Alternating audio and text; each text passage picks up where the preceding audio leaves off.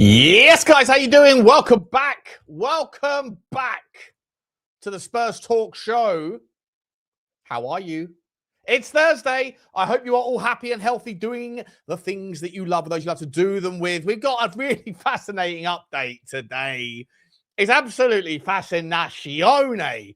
And no, I'm not talking about listening to Roberto De Zerbi's voice for the first time in years, paying attention to it from an accent perspective and realizing that this club, it needs to be dropped down to a lower level. This club. If you want to do whatever, Roberto, I am glad to be here. We want to be here for a good time, for a long time. This club. The outrage will still commence. The grenade, it will still be thrown. But when we throw it, when we speak, it has to come down to a different level. A baritone.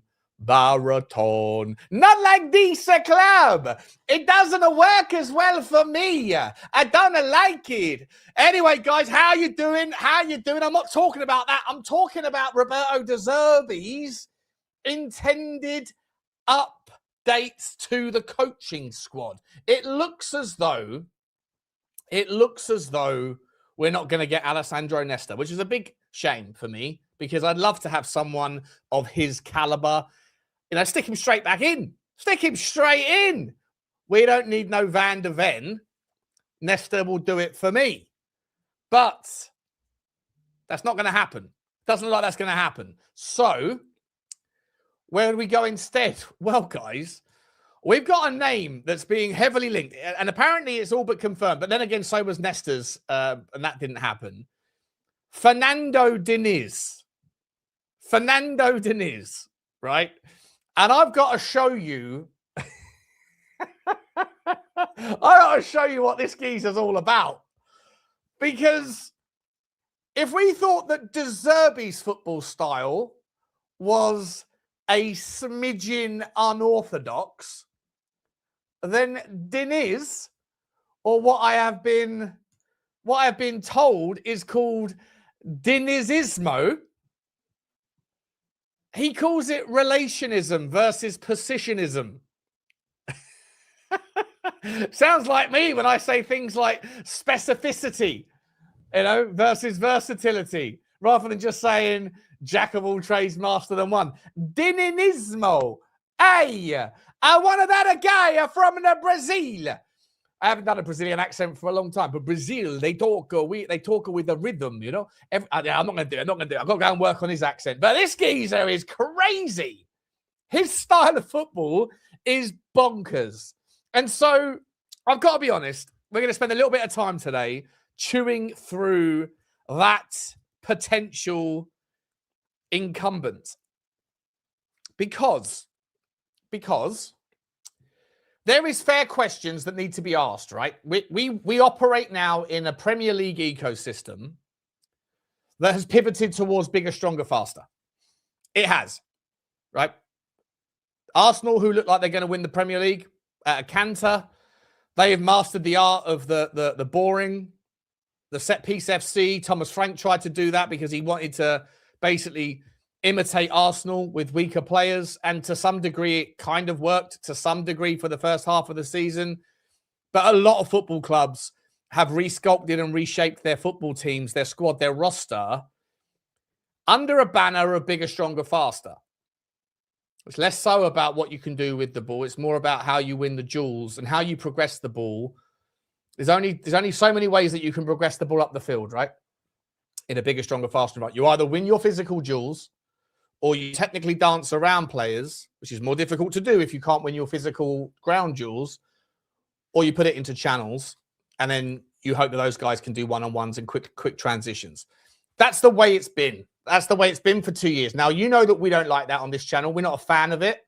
You guys might be. Let me know. Let me know if you do enjoy that sort of football. But I think football has been completely bastardized. I think the enjoyment of the game has gone out of the window. I can't stand the fact that long throws are a new addition. And whilst they look cool, they very, very rarely offer any kind of real value. And yet they chew up so much time of the game. It's one big giant nightmare for me. I hate the set piece FC. I hated the fact, and I was one of the first to call this. I think it was game week 2 or 3. I said under Thomas Frank, Mohamed Kudus isn't trying. He's not trying to win. He's not trying to get the ball into the box.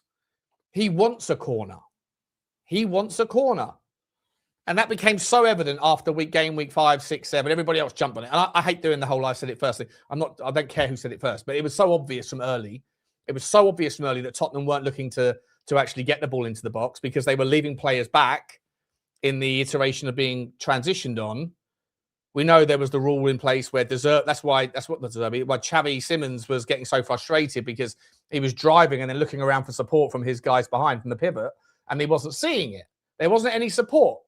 So it was essentially 4 versus an entirely, you had the striker, if he was up the pitch, you had the left wing, the right, and Xavi Simons, and they were crowded out by a well-organised, restructured defence in transition. So it wasn't working. But that's why we were looking for set pieces, because then you can find the name. Anyway, long story short, it's not just Tottenham that do it. It's Arsenal, it's Leeds, it's Everton, it's certainly Newcastle, Fulham. There's a hell of a lot of this bigger, stronger, faster nonsense, right? And you know the teams that have stayed true to their mission, like Manchester City, well, it hasn't worked for them. They've dropped more points against teams that they usually beat this season than any other. Why? Well, because you have to be technically proficient at an excellent execution level to be able to play around the bigger, stronger, faster teams when they are well organized structurally. And again, if you have smaller players that are traditionally a little bit better at technicality, then you're going to have a higher frequency of getting picked off at set pieces on the other side, right? So it's not great. But Manchester City, they're still competing, they're still second, but they have dropped a lot of points this season, a surprising amount of points against teams that they wouldn't normally. And it's been problematic. So there's a fair question to ask around De Zerbi coming in. What's he going to do? Is he going to stay true to his system? Is he going to adapt his system because our current squad don't really fly for his style of football? And that's presuming that we get through the first iteration of his management, which is the next 7 games. Then are the football club and the owners and the investment, are all that stuff going to be there to be able to help him cultivate a squad that is in line with his ideal methodology? And all that stuff is an unknown. We hope so. We hope he gets enough points in the next 7. We hope that the club back him and give him what he wants. And there's more and more noise out there that he essentially has in his demands around the contract that he is going to have more and more say than any other prior manager or previous manager. It remains to be seen whether that stuff's true, but let's just go on the presumption that it is true and that we do stay up, that he does get his squad put together the way he wants to some degree, whether that looks like Van der Ven not being a part of it to raise money, whether that means that the football club are going to inject 100 million quid again, as they should. They promised that they would. Whether that means that we start selling our left hand to our right hand and loaning it back so that we can manipulate PSR, and whether or not he gets all of the players that he wants, even if all of that stuff pans out the way that we want it to, and it's a giant if, as I've always said to you, the serenity prayer, guys, control the controllables, right? You are not in charge of the things that you can't control. You are only in charge of what you say and what you do. And you have to also just kind of accept the fact that there's things that are happening in the world that you have no control over and that are going to affect you. Serenity prayer. Lord, grant me the serenity to accept the things I cannot change, the strength to change the things I can, and the wisdom to know the difference. It's the best prayer that I've ever learnt. And it's as true today as the day I learned it. There's things you can't control. And in football, those things are, what are other teams doing? What are other teams doing that are going to affect your ability to do what you want? And I've always maintained that that is a relevant argument when it comes to people's criticism of our ownership, of whether or not PSR and FFP can be implemented effectively and the rules can be enforced. And if they're not going to be enforced, then should you as a football club or as a fan of football that has some sort of moral compass, should you be whether it's about morals or just about kind of in the best interests of the game, should you be supporting of our club, sort of tearing up that ideology, the ideology, and then getting on board it? all that stuff, right? I've maintained there's things that you can and can't control. And I think that those people in the fan base generally, not it's a criticism, just an observation.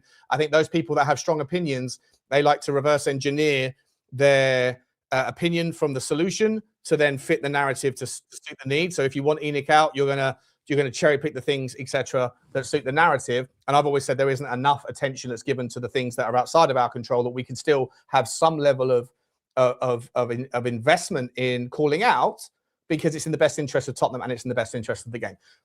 Put all that to one side. It's exactly the same thing. Serenity prayer is exactly the same thing when it comes to Zerbi ball. Even in a world where we get through the next 7 games, where we sell the players that we want, where we buy the players that he wants, where we get some injection of capital, we can go and get a Gonzalo Ramos, who I'm going to talk about in a minute because he's a fucking baller. And we apparently linked with him with a bunch of other football clubs. The PSG striker, he's only got 2 years left on his contract. Even if you go and get a Bruggen, even if you go and get a Locatelli, even if you go and get all the players that every Tottenham fan, every realistic and reasonable Tottenham fan would sit there and say, well, fair enough, fair fucking enough. Like, you know, you can't complain with the level of talent that we've just brought in this summer. Now over to Zerbi, over to his team. Well, even then, even in that perfect scenario, it's still an unknown as to whether or not Zerbi ball with a team that is going to be inferior to Manchester City's and with a manager that is inferior to Pep Guardiola is going to be able to have the sorts of successes that his version of football used to have 2, 3, 4 years ago when he got Brighton to finish 6th, because the game has just moved and other teams don't play that way where you can affect and impact games with the technicality and the possession. I hope that's not the case. I hope that's not the case. I really hope that we can get and like I say, meaningful outcomes, relatively meaningful outcomes. It's absolutely fine with me if Tottenham finish 3rd next season, you know, behind Manchester City and behind Arsenal, whatever. That's fine with me. It's a giant leap. But is possession-based football, is tiki-taka, is all of that stuff really going to have, even if you can build a squad, is it really going to have the same sort of impact as it did back in a world where tiki-taka, possession-based football, clever tactics and interesting patterns that is complex but not complicated? Do those things still work in this particular version of football? And how long will this version of football continue for? Well, I hope not for long, but for the time being, it looks like it's here to stay. So then you say, well, if the Zerbi's version of football is, you know, unique, interesting, dynamic, a style of football that I love, a coaching philosophy that I'm on board with, a ferocious, fiery personality that's going to separate the wheat from the chaff when it comes to players that want to be a part of this project, 5-year project, you know, however long it lasts, I'm on board all of that. I'm on board all of that. But in a world where his system is not quite as relevant or won't have the same juice that comes from the similar squeeze versus an opposition that used to try to combat that with traditional footballing method, well, where do you go next? I'm not saying next as in like after Zerbi. I mean, what do you do within the realms of how Zerbi wants to play? And if it's true that we are about to have Fernando Diniz as our assistant manager, then buckle in, people. Buckle in and buckle up. Because I'm going to be showing you some style. I'm going to be showing you a couple of videos and some scout reports in a minute about what this geezer brings to the table. That is the quintessential doubling down of a philosophy. You know, if the Zerbi system is potentially a little bit kind of old hat, not that it's old hat in my mind, but like if it's a little bit kind of, you know, if it's a little bit old school in terms of where we're currently going, then Diniz, fucking hell, it's going to be absolutely fascinating. Fascinating. Anyway, let me, I've been talking for 15 minutes before I haven't even said hello to the Chidley chit chat. And I certainly haven't done my my admin. So strap in, guys, because it's going to be a wild one, I think. This is going to be fascinating. How it pans out, well, we probably know the inevitable outcomes. As I say, if you want to be right, predict wrong, predict failure, predict explosions, predict more chaos, because if that's what you want, out of content, if you want to be right, lean towards it going wrong. Easy if that's your game. But this guy Diniz and this guy Zerbi, I mean, it's going to be fireworks. Guys, smash the like button if you enjoy it. There's 700 people out of the traps. Love to see it. Really appreciate you deciding to spend the next couple of hours or so, hour and a half with me. Don't forget to hit the subscribe button. Really appreciate any subscribes. I've got the subscriber mode only on just because,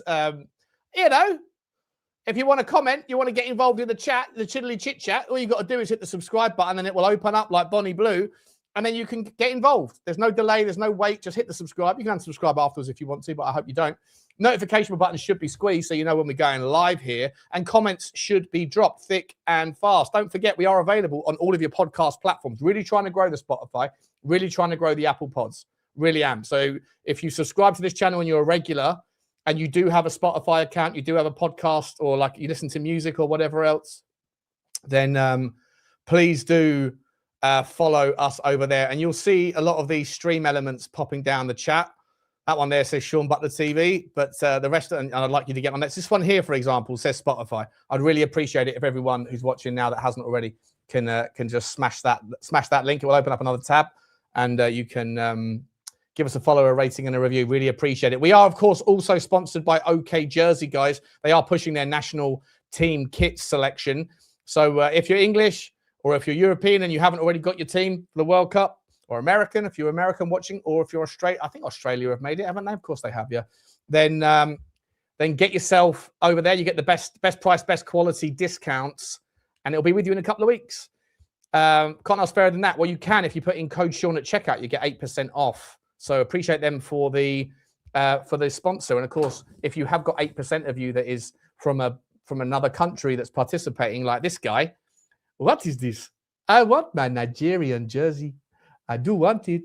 I'm 8% Nigerian, so that's my team for the World Cup. That's my second team for the World Cup. Big up to you all. Big up to you. Let's do a couple of super chiddly chit chats, and then we'll get into the show because we've got quite a lot to talk about. There's lots of different speculation going on regarding squad winners and losers for under the Zerbi system, but I actually do want to start with this Fernando Diniz thing because I think it will shape a little bit about maybe when we're talking about if these two are going to work together, and you've already got a crazy creative pattern manager, then you throw in another guy as the assistant manager and they're going to come up with some crazy cocktails, Long Island iced tea. It's going to be Long Island iced tea of Tottenham. That's what Long Island iced Tottenham. That's what we're going to call it. Little bit of vermouth, little bit of vodka, little bit of whatever else, Somehow it's just 7 different shots that if you drink individually, you're going to go, but together, that's a ta-ta. Let's get into the super chats and then we'll get into it. Boxy, big up to you, Boxy. How are you, my man? He's come back. He's back. He's back with his $20. Big up to you, mate. Super sticker from heaven. What an unbelievably generous man you are, Boxy. I hope you're okay, mate. You get the shoot to you. We appreciate you so much, Boxy. Appreciate you, mate. It really does make the live streams just really, appreciated and enjoyable when we see one of those. But you never need to do it, mate. You never need to do it. It's so generous, and it's probably costing you. It's adding up, mate. It's adding up. But I appreciate you, mate. Thank you very much indeed, bro. Hope you're okay, buddy. El Dantarino talking about loyalty. Member for 23 months. You're almost at your 2-year stage, mate. You're almost the terrible twos. Big up to you, El Dante. He says, big up to you. Big up to all. Hope you're having a good week. I think the week has been interesting. I was expecting a quiet week. I was expecting a super quiet week. I was thinking about going away on holiday. By the way, I have picked my I'm going away on a 2-week break in September. So those of you that are in Thailand, I'll be in Thailand. I'll be in Bangkok and, I'm flying to Bangkok. I don't know where I'm going to go yet. Usually when I go to Thailand, when I used to do my kickboxing, my Thai boxing trips when I was younger, Spent 6 months in Koh Tao and Koh Samui fighting on undercards and that, which I loved. But I went back to Koh Tao like 4 or 5 years, not Koh Tao, sorry, Koh Samui 4 or 5 years ago. And it just become really, it's always been a little bit seedy, but it just become like really seedy. So that's not really what I want. That's not, I mean, I don't mind a little bit of that Rasta Tartar, you know, but you got to take the bitter with the better. So I don't think I'm going to go island hopping. So I'm probably going to start in Bangkok. Anyone who's got any suggestions? I know Pattaya is quite cool apparently, but I don't know if I want to be there for a long time, maybe a couple of days. But anyone got any suggestions, or if anyone's going to be there? I'm going in September. That's a long time away, but I'll be there just at the start of the season. So a couple of weeks in September. Let me know. Big up to you. September the 7th, I think I fly out. Zerbi, Zerbi staying alive. I'm trying to think of what the here we go. Either way, big up Shawnee in chat, says Cap, my man Cap Funk. I don't get on much these days, but I'll be back more soon. I hope you and all the chat are doing okay. Big up to you, Cap Funks, mate. I hope you're okay, bro. I haven't seen you for a while, bro. Hope you're okay. Appreciate your super chat as always. And appreciate your support as always, mate. Big up to you, Bo. Big up to you. Get in touch. And my man A user says, do you think we deserve it? I hope he keeps us up. Look, if we go down, I think we deserve it. I think the January transfer window was an absolute disgrace. I think the decision making of the board in the last 2 years specifically, or 18 months really, primarily, has been absolutely atrocious. But I do have some sympathy for the plight of people who say, oh, there was no succession plan for Harry Kane. You know, no succession plan. I think Sonny, to some degree, it was like there were ways you could replace Sonny. And I think that's a disgrace that we didn't really think about that one. 100%. I've got all the energy, the same energy as people that, you know, are very much ENIC out or whatever. I've got the same energy on specific items, and not replacing Sonny, I think it was difficult, very difficult to replace Sonny, but possible. Harry Kane, I don't think was possible. I genuinely don't. I think even if Tottenham had all the money in the world and all the wage structure in the world, I still don't think that we would have possibly got a player in that could have really... There's probably only one person, one name that would have possibly been accepted by the Tottenham fans as a realistic, potentially... I think it's a stretch to call this realistic, but possibly Osimhen, if you paid him all the money, if you had all the money and you paid it, and he came, I think Tottenham fans would sit there and say that sort of guy is about as good as you can get. And if he was willing to go to Galatasaray, then, you know, I think he would have been willing to come to Tottenham to play in the Premier League as long as he got the money. So again, all the caveats of if their money was no object, if we had all the ambition and the wage structure and all that stuff, which wasn't happening anyway, but even in a world where we did, anybody else, I don't think any of the £100 million. So what the fuck is wrong with my nose? I don't think there was any kind of other £100 million strikers that were going to come to Tottenham, regardless of what we paid. You know, and Harry Kane was a generational player, right? So, I don't know how I got onto that point. Do we deserve it? Yeah, we deserve. If we go down, we do deserve it because of poor decision, poor planning, and poor management. But it's not like globally, it's not like a global condemnation for me. There's areas where I have a little bit more sympathy when you get down into the nuance, and areas where there's no excuses. Big up to Saeed Akhtar. Big up to you, mate, for the super chat. What's going on with my nose? Big up to you, mate. Thank you so much, mate. Super sticker from heaven. Big up to you. Choo choo to you. Choo choo to you. Let's get into Mason Greenwood can play striker. Nikos. We had that conversation yesterday. I was actually really surprised. I was really surprised by the fact that 58% at the end of Tottenham fans that watch this channel, over like 600-700 votes, I think, as well, that they would be okay with Mason Greenwood coming here in the summer. You know, usually I'm someone that's like, yeah, fuck it, let's just go with it. But I actually don't think it would be good. I don't think it's good. I don't think it's right at all.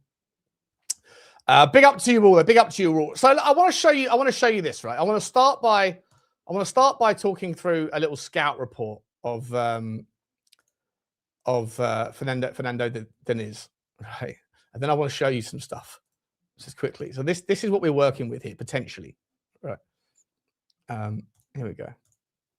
I'm going to show you a video as well. So Diniz is a highly influential, unorthodox Brazilian coach known for Dinizismo, or Dinizismo, a relational, non-positional, and possession-heavy style. Unlike European positional play, his teams cluster in tight groups on one side of the pitch to create numerical superiority, intricate passes, and high-risk attacking play. Rather than adhering to strict zones, players are encouraged to move freely, create connections, and combine in tight spaces. Players frequently crowd the same areas, creating intense local overloads. I see some of those sorts. I think Crystal Palace did that to us recently, right? Intense local overloads. As long as you've got high energy, high engine, and big stamina, then it works. If it doesn't, you're going to need to have a fully fit roster. If you don't have the ability to rotate players playing that sort of system, then you're going to have issues. And Tottenham have got injury problems, haven't they, all the time? Aggressive build-up. Diniz employs a unique build-up with centre-backs spreading wide, full-backs pushing high, and midfielders dropping deep to initiate play. They often use high-risk short passing from the goalkeeper. So again, both him and Zerbi are going to need a better goalkeeper or different goalkeepers than Vicario. That much is clear.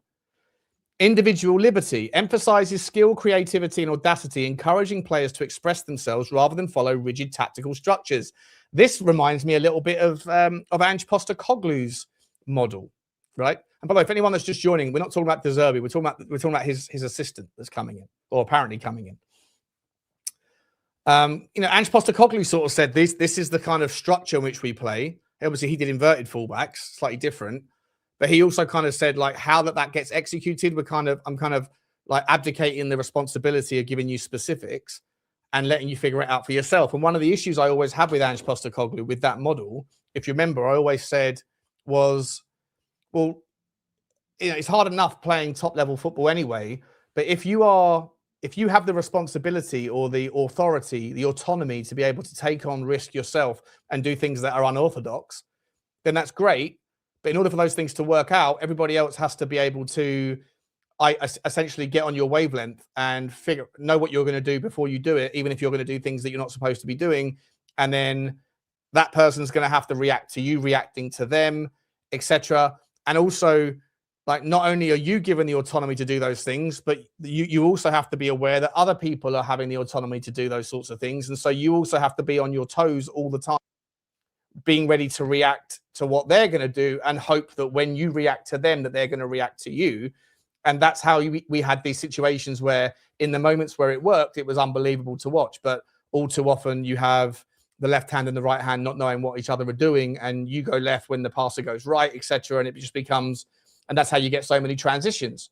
So that was a problem that I always had with Ange's system. It's great on paper when it works, but it's not going to work too great. So all too often. So you need a scenario whereby not only do you have technically good players, you also need to have players that are on the same wavelength of each other. So you need an unbelievable team spirit and an unbelievable familiarity with each other. But then you also need unbelievable attention to detail, concentration, skills, and all of the intangibles that you can't see on a stat list. You can't see on FB Refs. You can't see on Y Scout. It's a footballing IQ. And generally speaking, like, if you're scouting a player and the player is known for having an unbelievable footballing IQ, then you end up paying like an extra 15% on top of the premium of what the player's technical capabilities are, because they can make up for their gap in their skill sets by having the ability to see the game at a slower pace, essentially, than what's happening in real time. But what we're asking for with these sorts of people is to have an entire squad of people with footballing IQ.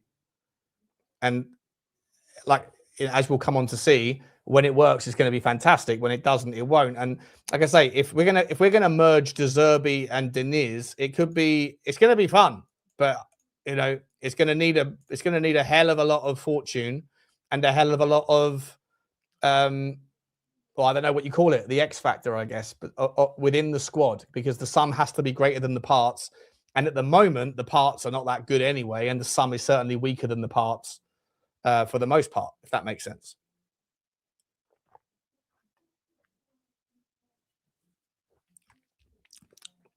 4 sips equals a gulp, right? Ratatata. The Diniz structure, despite being termed non-positional, it is a structured chaos focused on constant movement and passing. The key successes and coaching style. Well, he won the Copa Libertadores in 2023 as the manager of Flumin Crazy. He was the interim Brazil manager in 2023, aiming to bring a pure Brazilian style. As a trained psychologist, this is interesting, Diniz prioritizes the mental state of his players, which I was just talking about, right? Which he believes is crucial for optimal performance. And don't forget, we were talking yesterday about a goalkeeper called Geronimo Rulli, who might be coming in, who's ex-Marseille, who's Zerbi's current goal, or was his current goalkeeper. And that guy has a weekly psychologist session, sports psychology session, to maintain his focus, to maintain his attention to detail, so that he doesn't drop off his standards. You know, and I encourage that massively. I think it's a huge deal, a huge thing for us to have people that take that side of the game more seriously. I don't think we necessarily have a lot of those people in the team. Big up to you, Kulu's elusive. Oh, you changed your name. Kulu's elusive kneecap. 100%. Listen, I'll come back to the chat in a minute. Let me just finish this initial point, the initial thing, and then I'll come back and see what the chat is saying, because it's difficult. Weaknesses and criticism. Defensive instability. The high-risk, high-possession style can leave the team vulnerable to counter-attacks when the ball is lost in build-up. Again, sounds a little bit similar to Ange. And despite his successes, Diniz was dismissed from Fluminense in July 2024 following a poor start to the season. Now, listen, I'm not talking about him because I think he's going to be the manager of Tottenham at any point in time. I'm just saying that if you're going to have an assistant manager that is this sort of guy, then clearly Zerbi is going to double down on his own crazy tactics. And this is the point I was trying to make at the start of the video. In a world where we've gone to bigger, stronger, faster, and where tactics and technical and individualism is essentially kind of nullified, because you either got the data guys that are sitting there saying, don't take shots from 25 yards because the XG, the ROI on the shot risk is not worth it. So, you know, continue to recycle the possession and all that stuff. And you've seen what it's done, right? It's made football boring to watch. Well, for those people that are the Ange sycophants of the fan base, of which I know there are lots, I know a lot of people never got over Ange Postecoglou. I know some people wanted to have Ange Postecoglou back, right? Some people wanted Ange Postecoglou to come back now. For me, that was never going to happen. He called the club out essentially after the fact. But I think you might have something in this combo, if it's true that Diniz, and if it's true, because Diniz isn't confirmed either yet, we don't know who his team are, but it looks like it's going to be this guy pending a work permit. If it's true that it's this guy and it's Zerbi as their 1-2, I think we're going to have things that look very similar to Ange Ball, a different style, but similar sorts of complements, you know, similar sorts of complementary output. So there's going to be issues. There's going to be times when we're torn apart. There's going to be times where we're picked off, and there's going to be times when when we get a little butterfly in our stomach because of what we're seeing. And if we can start well, and again, you know, think back to Ange Ball. Ange Ball's first 10 games, right? He went undefeated, 8 wins and 2 draws. Was that because the football was formidable or entirely different to what happened for the next 50, 60 games? No, it was because people weren't familiar with it, because he would caught people asleep. People didn't know what to expect from Tottenham, and they were just caught out. This might happen again. I'm not saying it will. I'm just saying, you know, that might be the scenario here. And, you know, as I'm speaking out loud, I kind of like that idea, because at the moment, if we were to stay the way we were, or if we were to have gone to a different manager that did something similar to what we've just gone through, which Igor Tudor was not that dissimilar to Thomas Frank, right? He looked for set pieces. It was defensive first. He didn't play particularly good football, and nothing really changed. Well, if we stayed in that sort of vision or that sort of vein, then we were going to go down, right? We know we were going to go down. We were going to go down without a fight. We were going to go down with a whimper, and it was going to be embarrassing and sad and boring at the same time, and just like death by 1,000 cuts. With this guy, look, it might not work. With Zerbi and Diniz, it might not work. And by the way, even if Diniz isn't there, it's not that dissimilar from Zerbi, right? Interesting, intricate patterns. That he doesn't call it Dinizism. He doesn't call it relationism versus positionism. Doesn't do all that kind of weird sort of, you know, jargon. But De Zerbi stuff is not dissimilar. It's crazy and it's complex and it's difficult and it takes time for people to learn. But I'm sure Ange's system took a little bit of time to learn. Now, Ange had a couple of extra months, didn't he, in the summer? We haven't got that time. We haven't got that luxury. But like I say, if it's that surprising, if it's that difficult and different and that just unique, and if the players buy in to it, then you never know what we're going to get, right? And I think that there's a chance here that this could work out really well. I'm excited to see it. I think it's going to be fun. And I've always said to you that ever since I ever joined the community, that my priority is more around. I don't lift the trophies, so it's not. I don't like. Yes, of course, I enjoy the successes if Tottenham have them, but for me, my priority is to enjoy watching Tottenham play, because it's within the realms of relative performances that are positive. I'd rather finish fourth, playing amazing football and enjoying the helter-skelter vibe of football every week, than finish first every season playing horrendous haramble where you basically park the bus for 90 minutes and at some point nick a 1-0 victory. To some of you, that I sound like a lunatic, but to me, like, it's not my success, it's not my trophy. I use football as a means to have like a release clause, like a release valve from the stresses of life, right? So I don't want to be bored out of my life, or bored out of myself. I'd tolerate like 1 year of like a George Graham ball thing if it meant us we lift the Premier League trophy, but I wouldn't put up with it year after year after year. It's not for me. It's not my success. I'm not a winner because I support a team that happens to be successful. Right? That's not, like, it's what you do with your life that makes you successful, or otherwise. I think too many fans attach themselves to the successes of the team that they support. It's mental, Anyway, let me finish this point, and then I'm going to come and say hello to the chat a bit more, and then I'm going to show you the video that I want to show because it's a bit more interesting. Preferred formation: fluid 4-2-3-1 or 4-3-3, so similar to De Zerbi. Very high possession, slow build up, intense short passing, high pressing, so very similar to De Zerbi. Key requirement: requires technical players with high intelligence to understand the relational movements. Okay, I had literally haven't read that before I went live. So everything I said before regarding the intelligence thing, genuinely, like that just came from that just common sense to me. And I'm glad that this sort of stuff says the same thing. So we're going to need intelligent players and technical players, of which I'm not sure we have. So again, how quickly is this going to work? I don't know. Let me, but if it does work, it's going to be fucking brilliant. Let me come and have a look at the chat. Let me see what the chat's saying. There's over 800 people here, guys. Don't forget to smash like, subscribe, notification bells, share, hype, and comments. What's Biggie Spurs saying? We'll need new players then. If you have been putting in anything in the last 40 minutes, guys, I haven't had a chance to really look at the chat because I've been so put your points in again, and I'll bring them all up. If I see people, I'll bring up the members shows as well. Staying alive in the Premiership, Sean, that's the plan anyway. 100%, mate, 100%. What's Robbie saying? If we get relegated, where does the majority of blame need to go? Well, it's always a pizza pie of blame. The majority of the blame for me would ultimately land at the owner's feet for this season, for sure. The medical team need a slice of blame, or potentially an investigation needs to go into the pitch because it's ridiculous. As I've always said, right? You can't possibly. It doesn't matter, right? If you go and buy £100 million player in every position, and you have a £2.5 billion squad.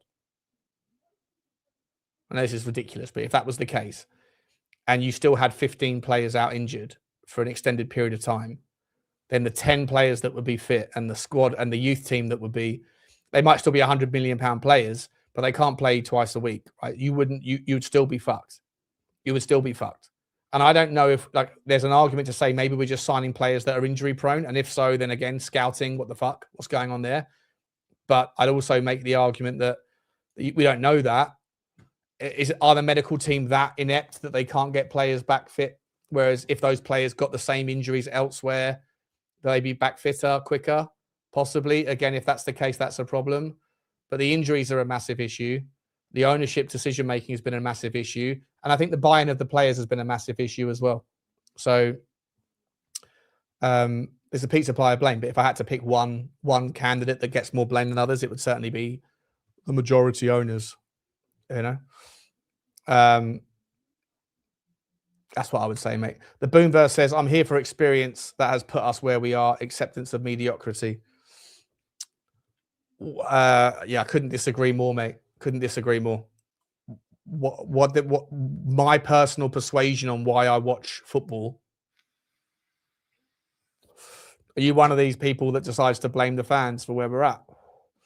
You know, all too many people think that the fans have more influence than we do. We don't. We have none, right? We have very little. Very little. You have influence in micro moments.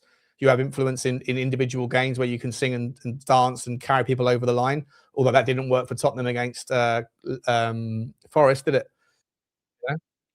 But this acceptance of mediocrity bollocks, absolute waffle from people who have agendas to push narratives and demand that everybody in the fan base sees it the same way that they do. And if they don't, then they're the problem. Like, that sort of nonsense. It's not for the intelligent minds. It really isn't. It's a load of absolute gunk. And unfortunately, Boomverse, it feels like you've succumbed to it. And I appreciate you because you're always in my chat, mate. So I appreciate you being here, but I don't know your personal persuasion on these things. But like, the fact that I want to watch good football, and the fact that I appreciate the fact that if I didn't lift the trophy, I don't get to put on my resume that I'm a Europa League winner, right? No one's banging down my door offering me new contracts with my employment because I support Tottenham Hotspur. All too many people in the fan base act like children and think that they're a winner because they support a team that wins trophies, and they call you a loser, or that you've got a loser mindset because you don't see it the way that they do, when they don't do anything different to anybody else. I demand better. Oh, so you're a winner, and those people that say it's out of my control, you're a loser. Shut the fuck up. It's the most that's childish mentality. Give yourself a pat on the back for thinking that you're making a difference with that bollocks, but you're not. And I appreciate you watching Boomverse, but if that's how you feel, then with all due respect, grow up. Grow up. Anyway, let's go and have a look. Let's have a look. Big up to you all. Big up to you all. Spurs fans have been excellent this season. Home and away hasn't changed a single thing. Exactly, mate. Exactly. Big up to you. Big up to you, Benny boy. How you doing, mate? How you doing, bro? Treve Lello. Big up to you. What a name that is, mate. Love for the badge should be enough. Us fans love the club. Why not the owner? Yeah, look, we can sit there and speculate as to ownership is business to all of them, isn't it?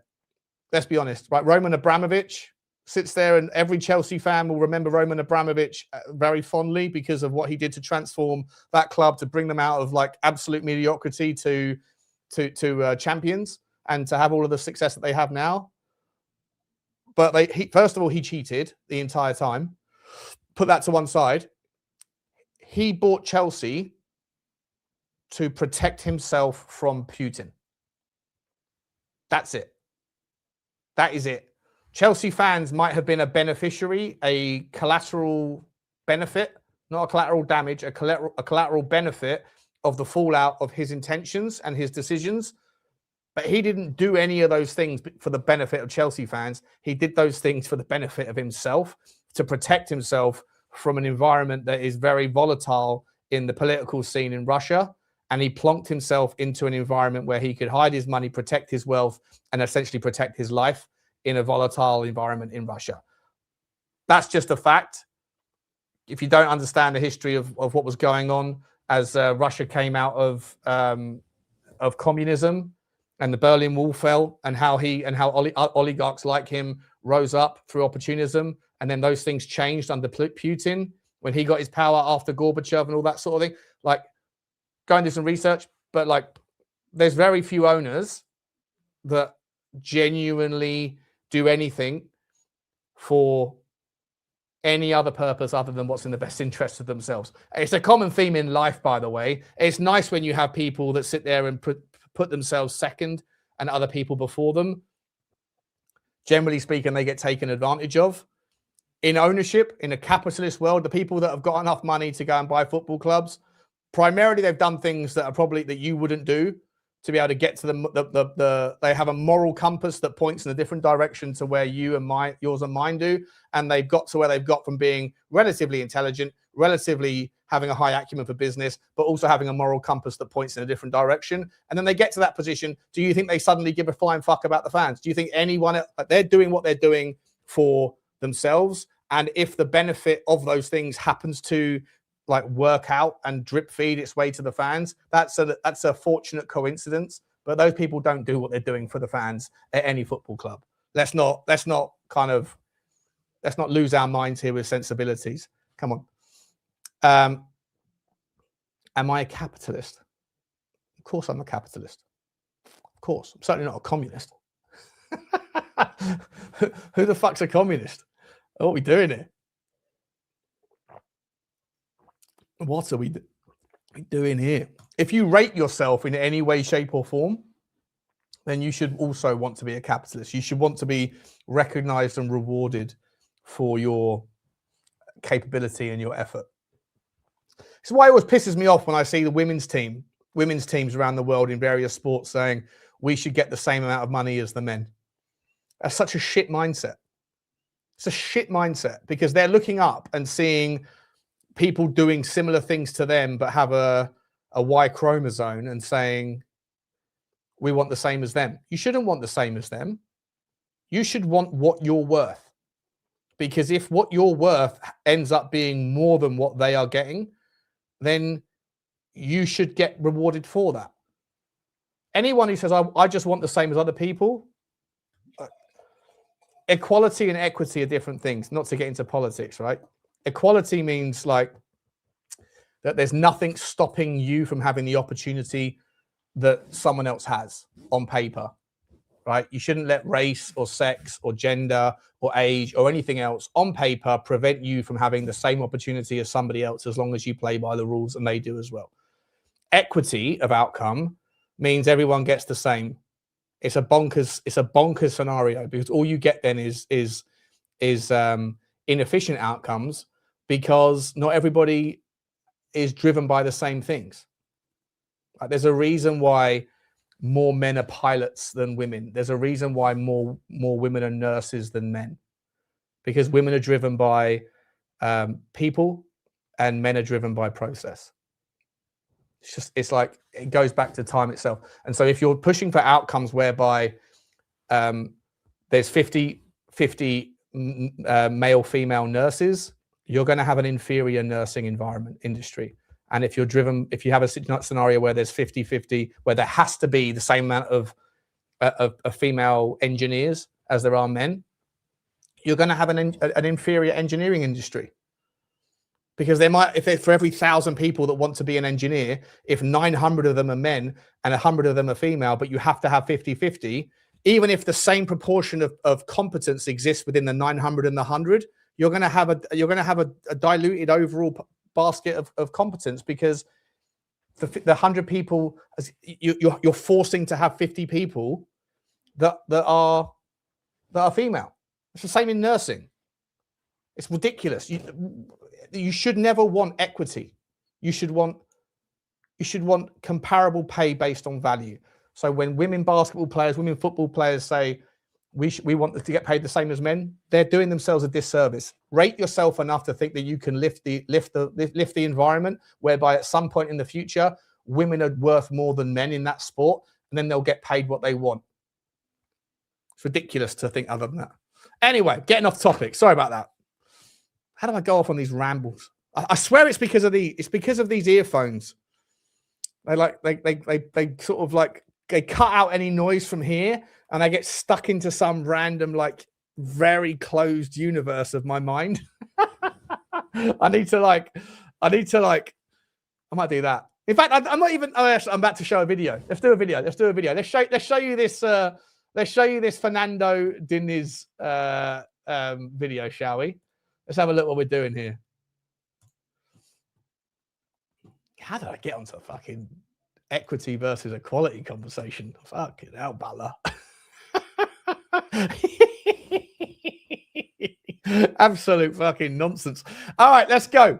This is Diniz. This is how he's doing things in the game, bro. How Fernando Diniz is transforming Brazilian football. Now, this is from a couple of years ago.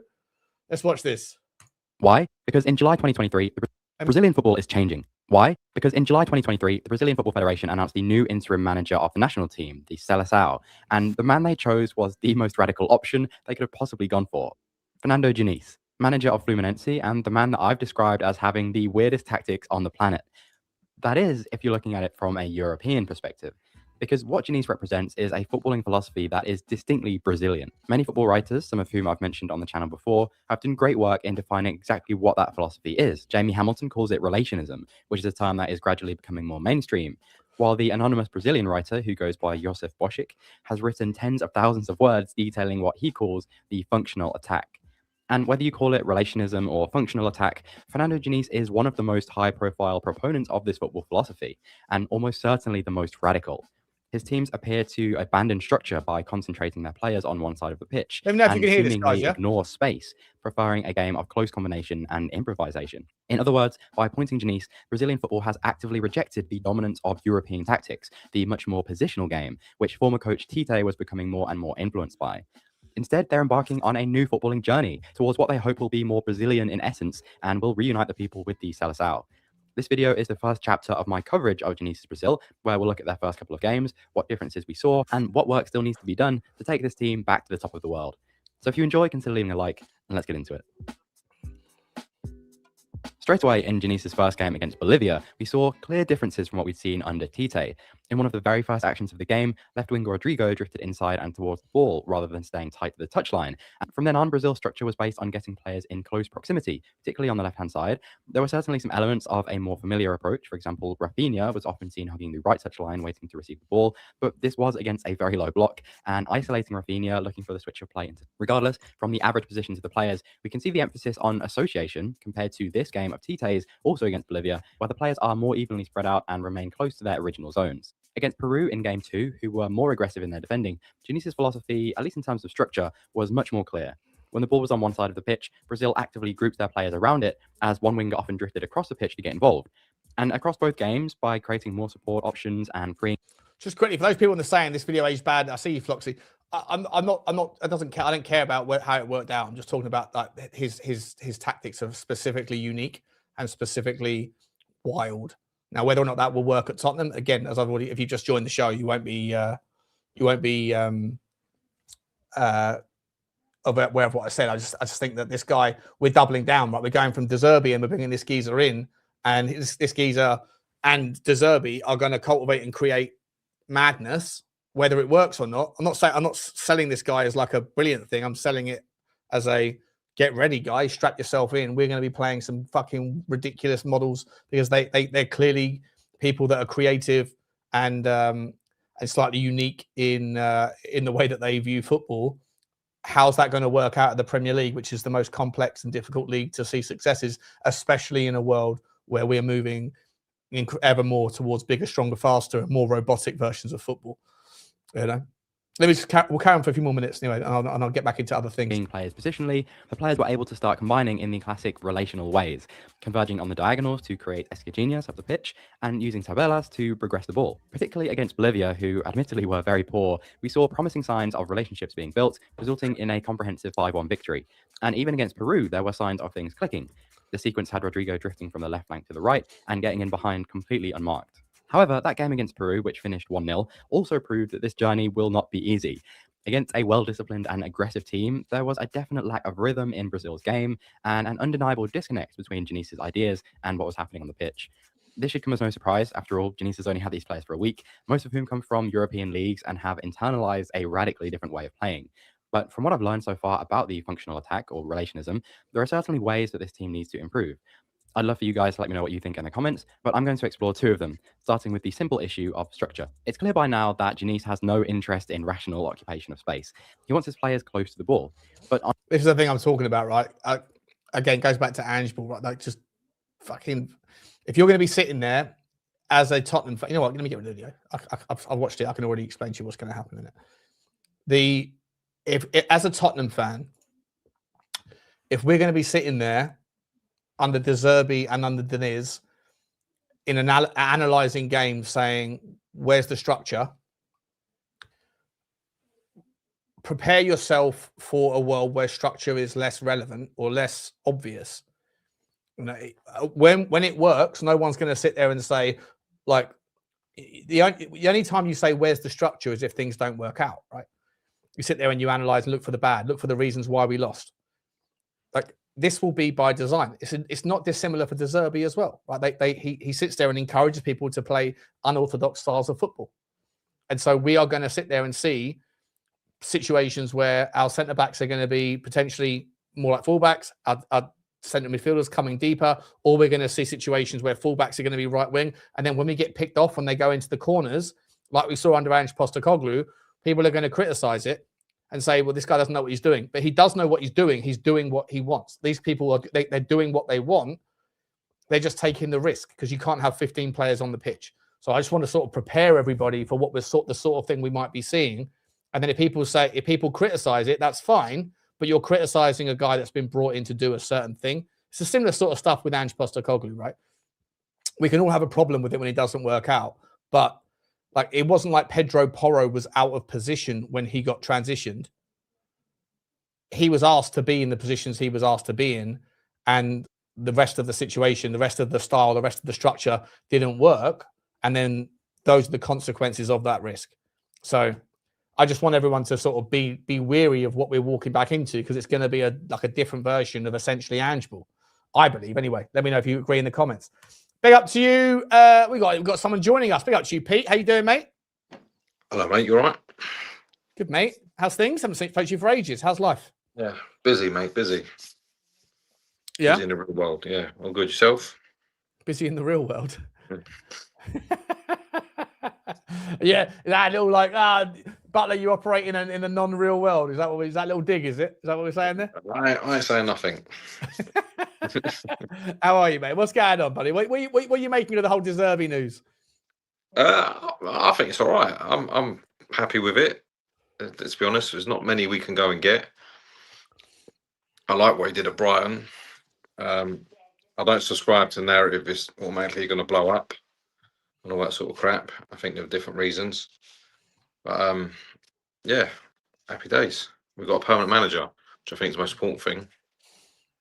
Do you think he will be here in a world? Do you think apparently he hasn't got a relegation release clause, right? So, again, as I said yesterday, I feel like that adds a whole new dynamic. It's an interesting dynamic. I don't know how to feel about it, but I believe if Tottenham have managed to negotiate with him for him to stay on paper, at least if we go down, he's not going to leave. Then what else have Tottenham given up on the other side of the negotiation for that to be okay with Zerbi, where he would have to accept on paper that he will be playing next season in the Championship? Do you think that means that maybe that there's not obviously cheaper clauses for if certain things blow up, or do you think we've had to throw an extra couple of million at him per year for him to be okay doing a year in the Championship?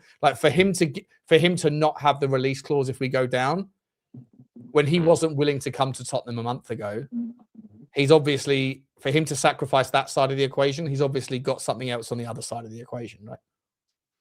Well, when you think about a release clause, that's only if someone wants to take him. Obviously, he can resign at any point he likes, which is what he's done in his other jobs. So he can still walk after 7 games. He will just forfeit any payments and just that and the other.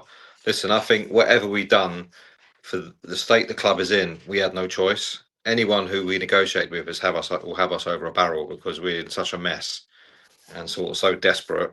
You just got to take what you can get. Do you know what I mean? It's the mess we've landed ourselves in. Yeah.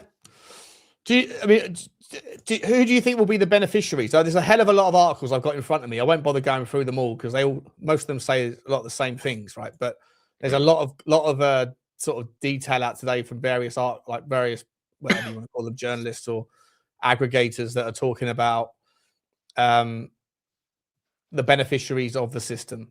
And essentially, the people that won't, the people, the winners and losers, right? The winners and losers of the Zerbi.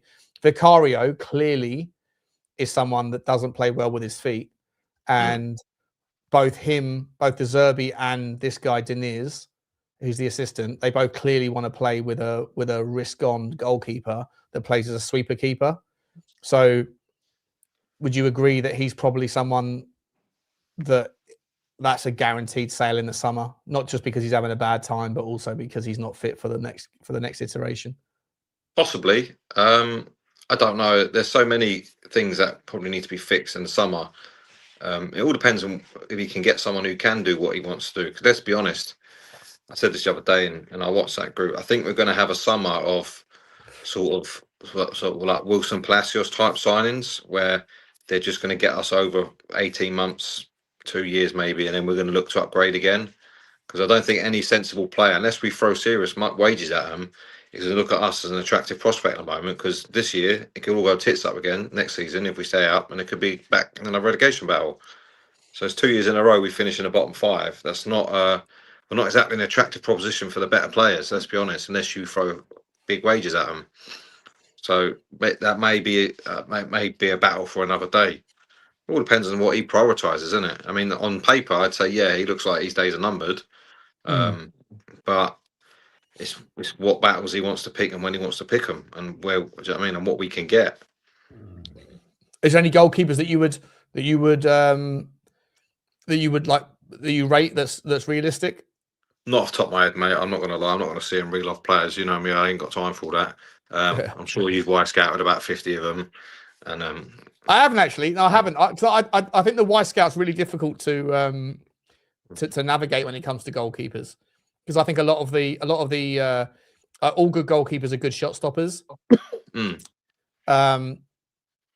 it comes, I think a lot of goalkeeping is about mentality for me, and I don't think that you can.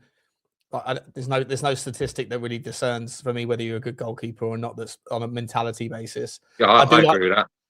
I do like the fact that the guy that's at Marseille, I didn't know Geronimo Rulli. I'd never heard of him, to be honest. I didn't know who he was. I do like the fact that he has a psychologist in his roster on his personal team every week. He spends time with a geezer that reminds him of where he's at and keeps him focused and sharp and how to handle because as a goalkeeper, mate, like I've said, I know you know this as well. Like you're not really praised for doing your job. No. But you are vilified if you fail. Whereas your failures are magnified, amplified. Yeah. Yeah. 100%. Yeah. Whereas strikers can miss 9 shots, and if he scores the 10th and you win 1-0, he's the man of the match. You know? So like the risk reward for being a guy at the other end of the pitch it magnifies, like you say. So yeah, I mean that's case in point in Vicario, mate. Look how many saves he does make, and was making some worldies. Yet he's still on most fans' one of the top players to get out of the club. Yet he's saved our ass this season, probably more than I can count, and still make. How much money has he saved us in the Champions League? Right, like if we'd lost to Monaco heavily, which we would have done had it not been for him, and if we'd lost to Bodo, which we would have done had it not been for him, we wouldn't have qualified in the top 8, right? So Premier League games as well, mate. They could have said that. Save against City recently. Many of these things. I mean, then people say, well, he's let in some silly goals as well. But then you've got to caveat that with the fact that he's been playing with a hernia. So that sort of says a few things. Look, I'm more interested in the keeper that actually saves shots and all that. The whole thing with his feet for me is a secondary. It's a nice to have, but primarily they've got to be able to stop that thing going in the net. I think football's gone too far these days, where we have players who are praised on not what they should be doing as their main job, on what they might do something else. I.e., keepers who are good with their feet but can't save toffee. Do you know what I mean? Balls going. Kinsky being one of them. Like, he's great with his feet, but then every time a shot went in, you shot at him, it went in. Defenders, are they great bringing the ball out, but they can't defend for shit. They can't head the ball in the air. They're always beaten. Do you know what I mean? Strikers, they don't score, but are they press well? All that sort of crap. I'm not interested in all that. I'm interested in more of the primary, what they do, what they're supposed to do first, than all this other. So on that basis, then, do you rate Vicario? No, because for me, there's mentality issues there. He doesn't control his area. For me, he's not aggressive. So when you say shot stopping is the priority, he's a good shot stopper. Yeah, but goalkeeping, shot stopping, commanding your area, all those sort of basic goalkeeping, aiming crosses. Yeah, don't be a vampire. I'm afraid of them. Not being bullied, all that sort of stuff. Talking, having some ability to predict which way the ball's going to be hit for a penalty, or free kick, would be a start, or free kick. His positional sense is fucking atrocious, isn't it? All that sort of stuff, like them basic things. Yes, he's a good shot stopper, but he doesn't do them other things. He's easily rattled. Someone's only got to stand in front of him, and he starts crying, and He can be clouded out. I prefer the old keepers who come out and claimed everything, man balled a lot, and whoever was in the way got flattened, and that was the way the game went. Do you know what I mean? Pick the ball up and carry on. And he's in the best position to see what's going on and talk to the back line, and it don't seem to be that either. Do you know what I mean? That's why the only communication he does is after the goal's conceded. After the fact, yeah. I hear you. All right, so forget about him then. In terms of other players that will benefit or that will be a liability in a possession-based system, I know that it's in all likelihood. I know Romero's going to want to leave in the summer, but I think he did say after he was interviewed after the Argentina game, and they asked him about whether he's ready for the World Cup, and I don't know if the translation is correct, but he said things aren't good in England. I need to focus my attention on Tottenham and get us out of the situation that we're in. In at least the next 7 games, is he going to be a beneficiary because he can play the ball from the back? He is someone that's, like tactically and technically superior to most of the other options in the centre back with the ball at his feet. Is he going to work well with Zerbi? Will that sort of thing? Do you think even if we do stay up, do you think the Romero might stay because working with Zerbi, maybe his sort of, that there's a bit of a, I don't know, some sort of chemistry there? What do you reckon? I don't know. To be honest, if Ronaldo, what's after Romero? That's it. Romero left. Yeah, I won't give a toss. To be fair, how I feel about him. I'm not one that subscribed to this top class baller, elite player, drag you to titles, all that nonsense. I think the man's a liability. His attitude's shit. He's nowhere near as good as you think he is. He's a better footballer than he is a defender. All that sort. So I mean, and as a leader and an example to follow, he's very, very poor, and he's let us down more than most. Yeah. In my opinion, this season, he's part of the reason, not the reason, but he's part and parcel why we are where we are, and probably the worst captain I've seen at this club in terms of how they conduct themselves. Do you think Romero will remain as captain for De Zerbi? I don't know. It all depends what goes on behind the scenes. For me, and any time I've played football in groups, I'm not being professional, but in any walk of life, leaders are not normally chosen. They're normally people look to them, and then it just happens naturally. Do you know what I mean? Yeah, I agree. They don't really have to point. So I find sometimes the captain is a bit of a gimmick. Like giving it to Son, for example, I thought was a gimmick. There's probably players there who think they'll say boo to a goose.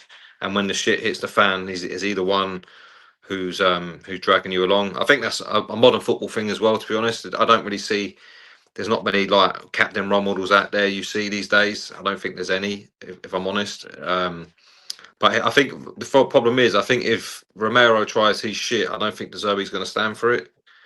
Because if we've seen the videos, if he's more than happy to square up to someone and offer him in a car park. If things not going in his way, and if that's what it needs. But I don't think he'll tolerate his bollocks. So, do you know what I mean? It could be a clash of personalities there because Romero's sort of used to doing what he wants when he wants, and there being no consequence.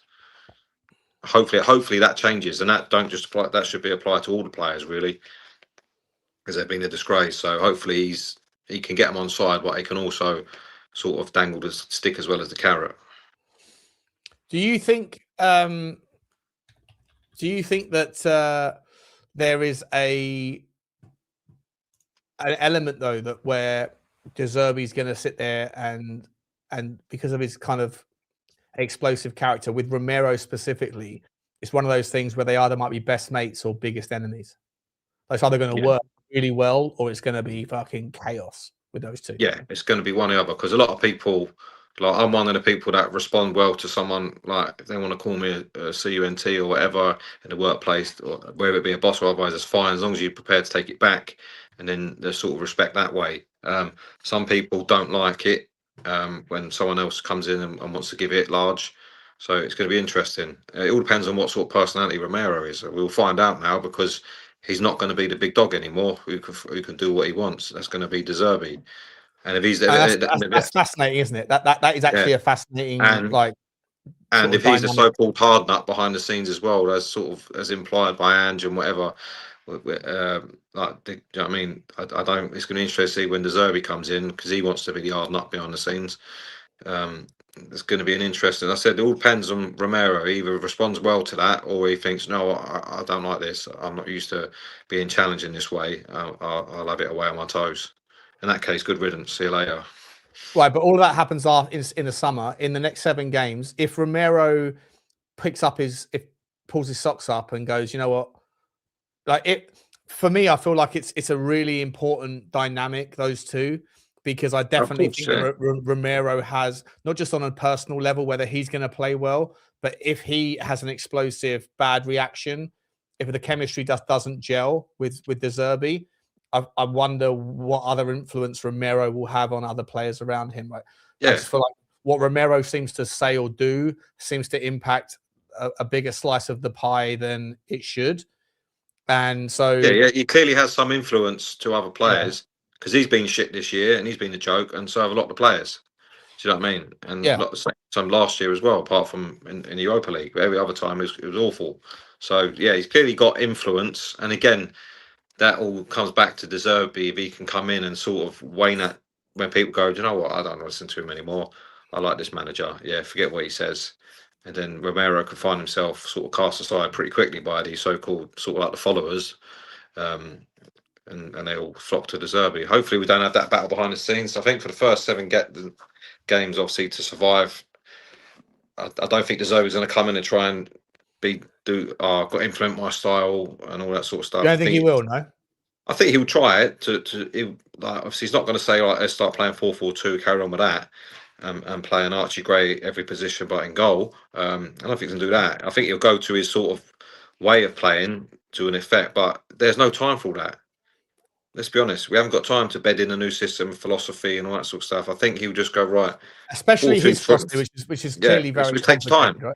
Yeah, so 4-2-3-1. I want you doing this. I want you doing that. So it sort of be a watered down sort of like the basics of that. And then in the summer, I think then we will see more of what he wants to do sort of long term, because at the moment all he's got to do is put square pegs in square holes. I think we'll be fine. Like, we'll get the wins we need to get Javi Jimmins in the 10. I think so. I think so. What's your okay? So on that basis, then it didn't matter who the manager was going to be between now and the end of the season. Just someone that came in and made it simple. Is that what you're saying? I think so. I think that's why I said and could get the players on side. That was the main thing, because these players going to want to get us out of shit. The manager ain't going out there doing it. He's going to be talking to the players, but it's the players who got to go out and execute. So whether they and get up for it, that was the thing. That's why I wasn't against Harry Redknapp, because he's a sort of player this manager that can come in and cheat people up and just go back to basics. I think if Tudor would have done that from day one, I think we'd probably been fine by now, instead of trying to overcomplicate it. I don't think De Zerbi's that stupid. Obviously, he has Premier League experience, so he knows the teams we're playing. He knows what to expect. So I think he'll come in and go, right, let's try and do this, let's try and do that, try and play a bit. But the first priority is staying up. Do you know what I mean? That is the main priority. And this is the thing, though, right? Like, a manager has to come in. This is I agree with you on paper, but I also think that. Well, let's just start with this. Let's reverse engineer this. Right? So square pegs in square holes needs to look like. Well, in the initial instance, it will look like Kinsky in goal or Austin, right? One of those two, but probably Kinsky, right? And Kinsky might be like, well, I've got a new chance, fresh start here. So whether he'll rise up or crumble. Just don't concede 3 in 8 minutes, and then he's already got better than his last performance. Yeah, of course. But again, like what happened to him, happened to him in Madrid was not necessarily down to mistakes, right? Sorry, let me say that again. It was mistakes, but sort of. They weren't unforced errors. They were errors that were because of poor footwear, right? So poor everything, prepped a lot, But I remember Kinsky in the Arsenal game. I remember Kinsky in the Aston Villa game, and those the errors that he made in those games were he made an early error, it led to a goal, and then he fucking collapsed, right? So, like, some of us might be guilty of thinking, all of what happened on Madrid was on him. I don't think it was. I think he slipped rather than. But at the same time, if something goes wrong, he shits his head. He falls apart, right? Yeah. So same sort of thing might happen with De Zerbi. But let's assume it's him, because De Zerbi will probably say, well, we want to play possession football, and he can someone that can do a bit more of that, at least on paper. are we agreed that the probable back four will be something like for Sunderland will probably be Porro because he's a possession-based sort of player, Romero, Van der Ven, and probably Udogie. Yeah. Balance, all that, yeah. Balance, right? And then a midfield of if we're doing a 4-2-3-1, a midfield two of Pape Sarr's injured, and Pape Sarr he's not possession-based player anyway. He can't pass the ball, so it won't be him. But the choices are Bissouma, Gallagher, Polinia, Berghvall, or Sarr. So of those five, who are the two would you pick? Difficult. I can see Berghvall getting in because he likes to play forward. He likes to get the ball forward quickly. And then it all depends on how he wants to set up. Does he want a bit of insurance behind that in the form of Polinia? Does he want legs? I don't think Polinia's the Zerbi guy. No, I don't. On paper, he's not. But people do adapt. Zerbi has to adapt for these 7 games. The players have to adapt to what he wants. Do you know what I mean? So he's probably the best screener we've got to protect the back four out of all the options. But he hasn't got as much legs as a Sarr, for example.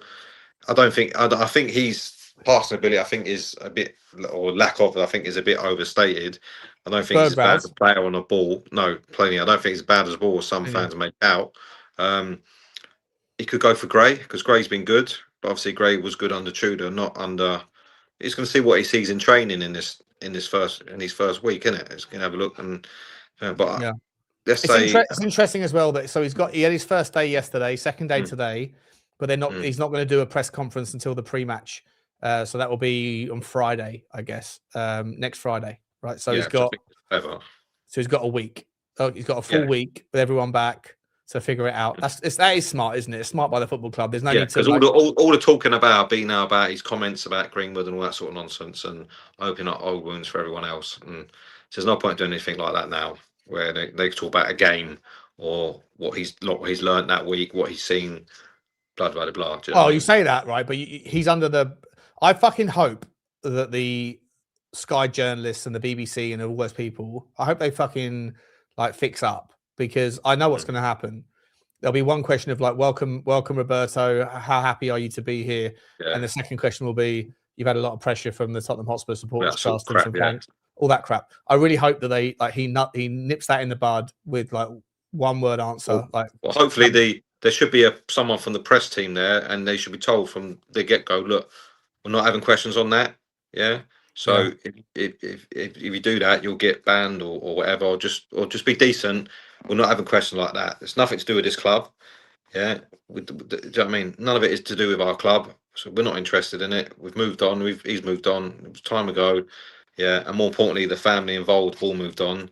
So let's not open up old wounds for the people who was involved in it, and just let it go. Yeah. We don't want that. We're not talking about that. Yeah. This is strictly about the football. Just quickly before I want to get back to the football as well, but this is the first time you've been on the channel for a while. Do you?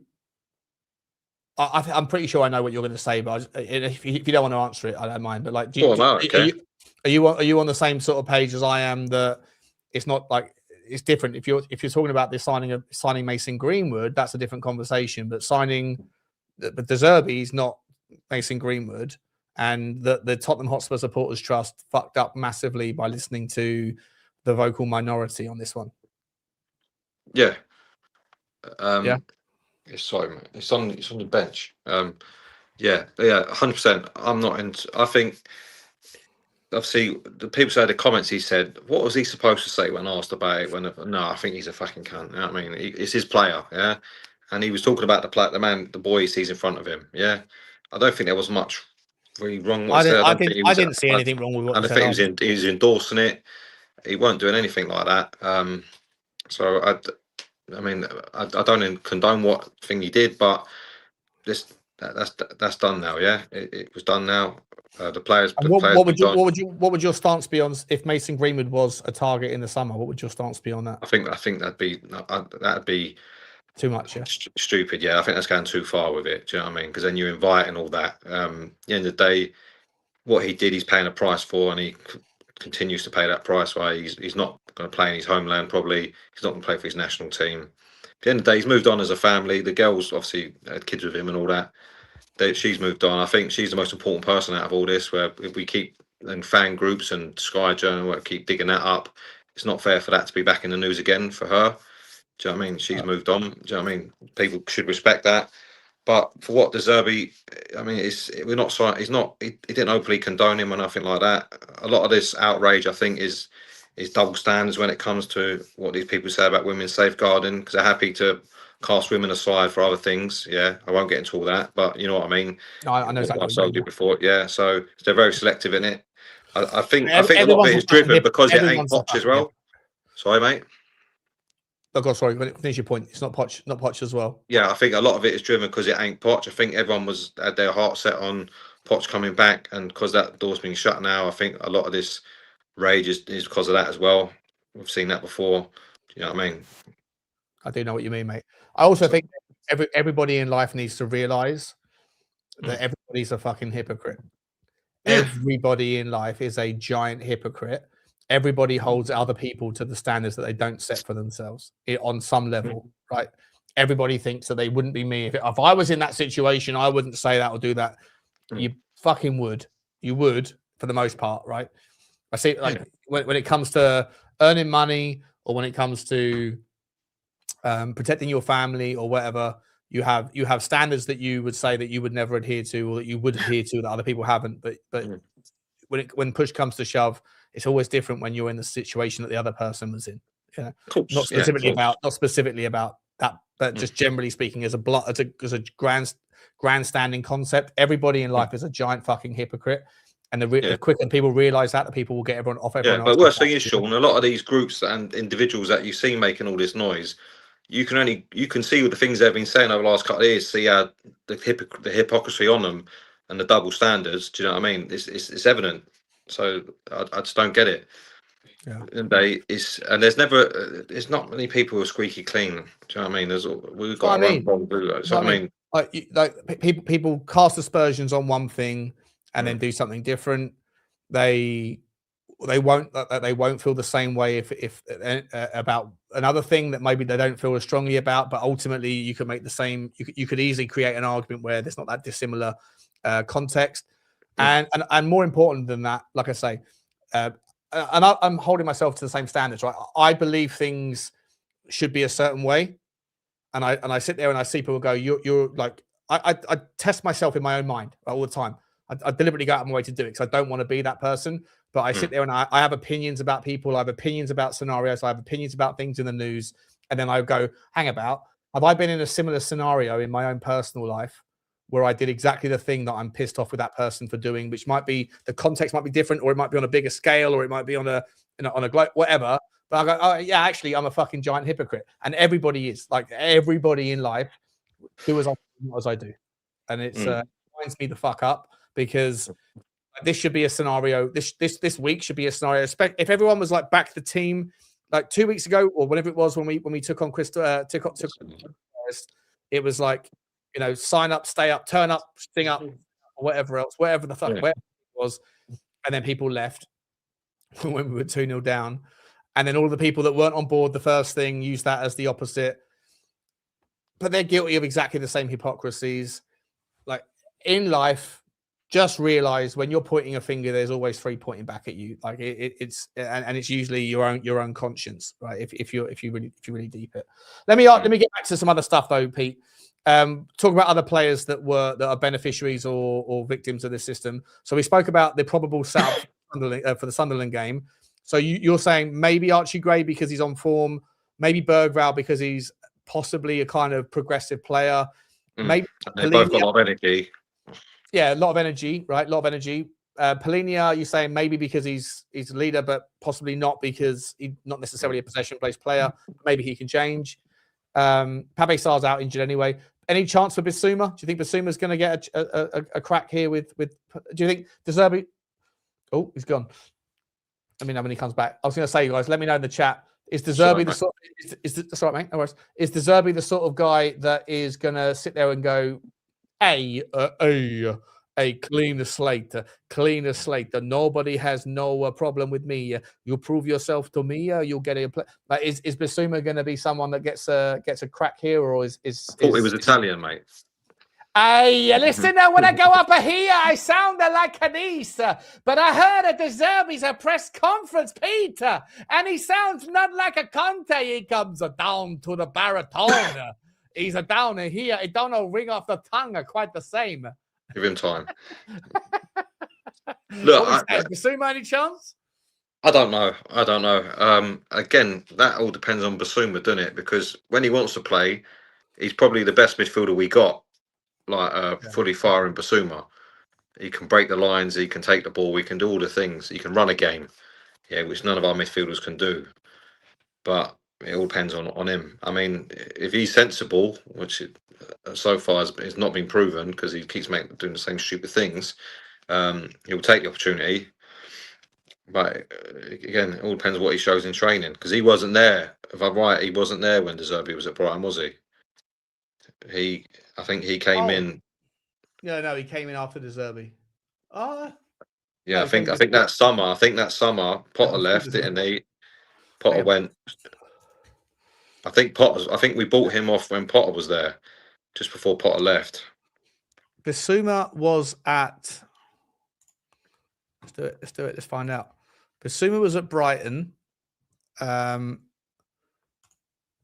Excuse me. Bissouma was at Brighton from 2018, July 2018 until July 2022. Yeah. So 4 years he spent there. And Zerbi, Brighton years, was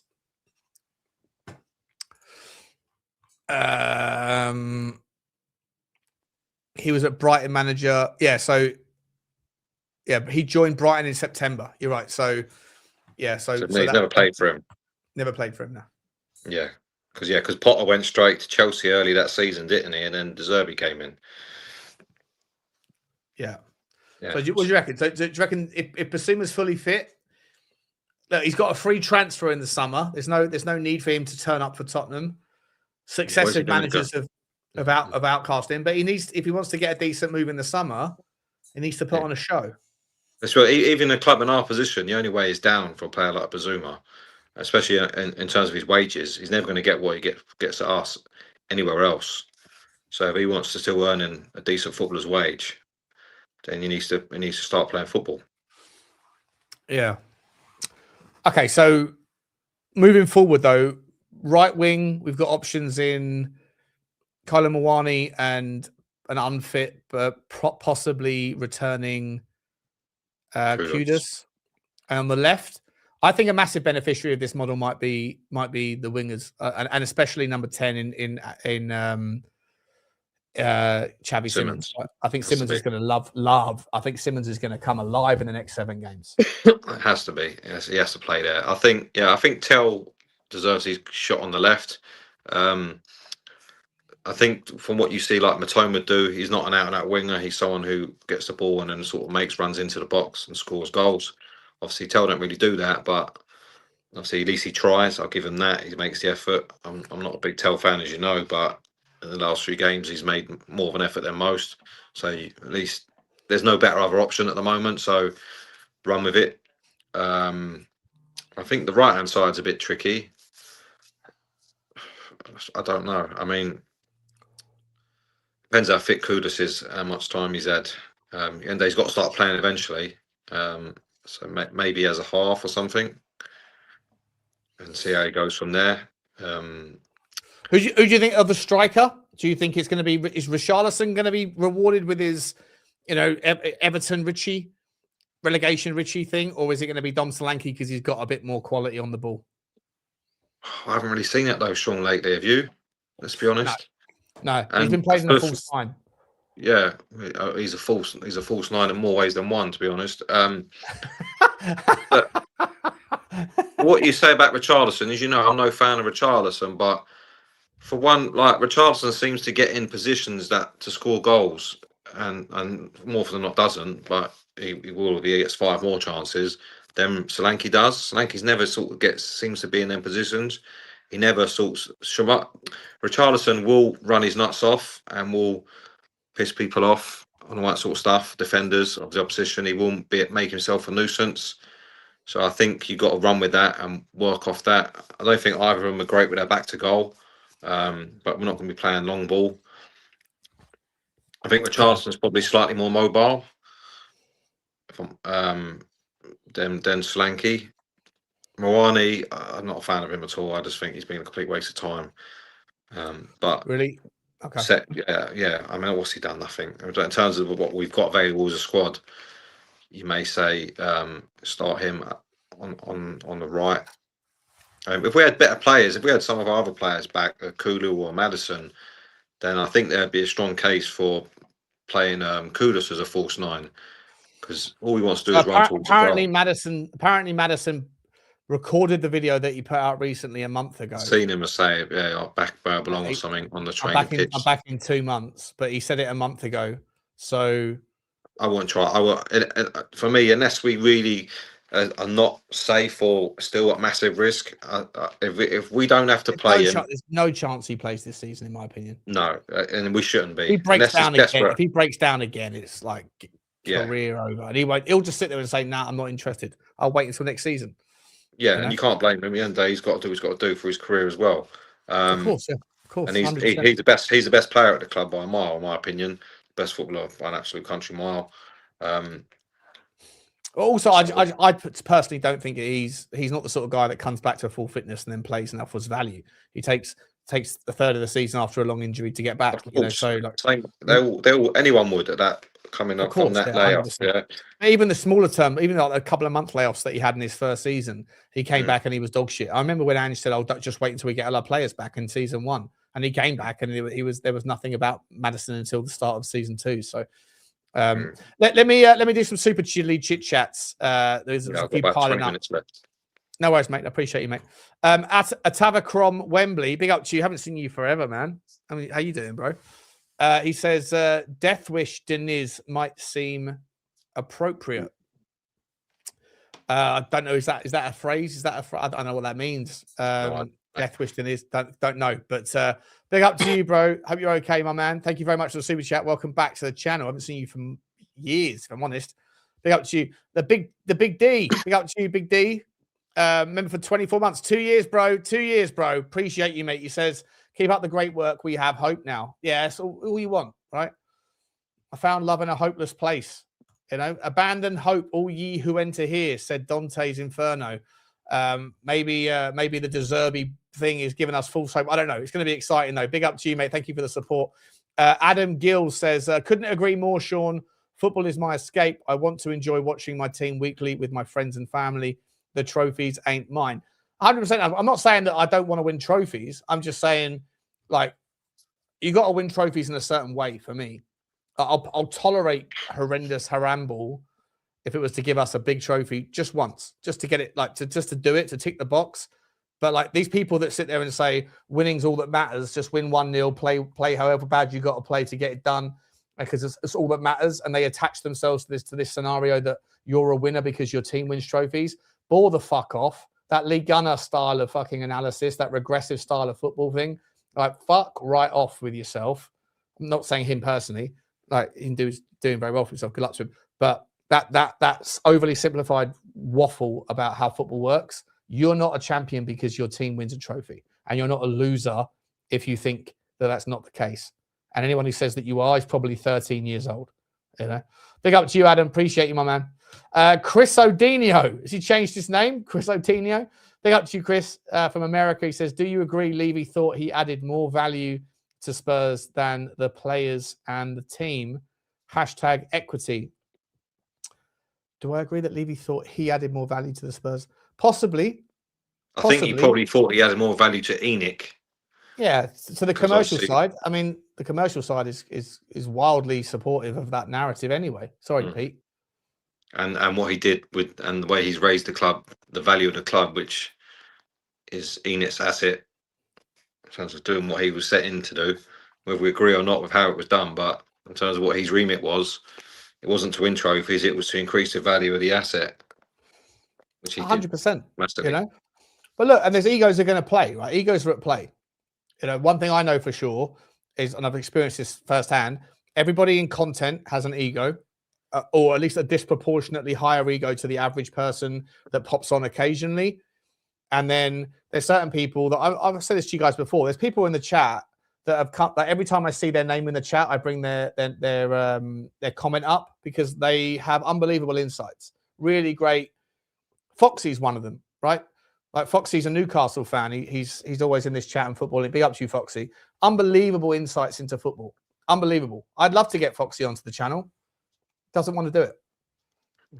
Like not everyone wants to have their face above the parapet for whatever reason. You know, but people that do, they want their opinions heard, and there's a in the Tottenham fan base, and I'm sure in every other fan base, there are a huge amount of fucking egos. I'm one of them. I'm not sitting there saying I'm not. I'm one of them. There's a huge amount of fucking egos at play, and it's exactly the same propensity, the higher frequency of egotism as you pivot up the ladder in a corporate environment. Suddenly, people have got to a certain stage on that ladder, a certain run, and they think that because they're there, that they're smarter than or better than the people that are below them. I can tell you for a fact that's not the case. A lot of people are just willing to get where they get to by any means necessary. And so, as I've said to you guys before, competence or intelligence is not necessarily linked to success. People at the very top of society have just a higher frequency of a different morality to do the things that are necessary for them to get themselves where they are that you wouldn't particularly be up for doing. But Daniel Levy might be one of those people for sure. I'm not going to disagree with you. Big up to you, my man. Thank you very much. Chew Diniz in the house. Big up to you for the super sticker. Chew to you, my man. Chew to you, Dino. Always here, always supporting, bro. Love you, my man. Looking forward to seeing you soon. Big up to you. My sponsor, OK Jersey, as you can see at the bottom of the screen. Big up to OK Jersey. Big up to you, Edward. He says, attention, OK Jersey, top football shirts, £15. Use code Sean for 8% off. Blessings to everyone. Big up to you, Edward. Big up to you if it is you, Edward. Appreciate you, my man.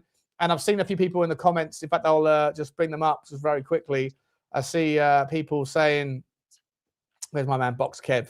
For example, who said, "Where is he? Here he is. Ordered a few times, incredible quality." Yeah, I can't stress enough, guys. People think that there's certain, I don't know, qualitative issues that come with buying certain things. There really isn't. I can't get into it for reasons of account security.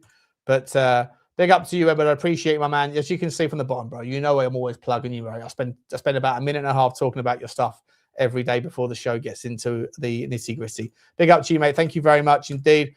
Big D is also gifted one Spurs Talk Show membership. Big up to you, Big D. Whoever received it, please do thank Big D for the membership. We've got a membership show starting in 2 3/4 hours at 6 p.m. UK time. A membership show is on this evening. So it's going to be first come, first serve to the members. So be around about 5:50, 5:55. I'll put the link into the community section. Come on, have your say on all these topics. And if there's not a lot of takers, there usually isn't, then I'll expand it out to everybody else. But we've only got 2 hours on the show because I've got 8 o'clock. I've got Spurs 5. So big up to you, Big D. Thank you very much for that membership and appreciate you. John Luther Burrows put in a £3 super sticker. Big up to you. Choo to you, John. Really appreciate you, mate. Very generous. Very appreciative, mate. Choo to you. Hope you are well, buddy. Love your name. Your name is awesome. And Adam Gill's coming again, Adam. Always here, always supporting. Saying, would you rather sell those not good enough and keep those due back from long-term injuries, taking the risk, or the other way round? Either way, we're fucked.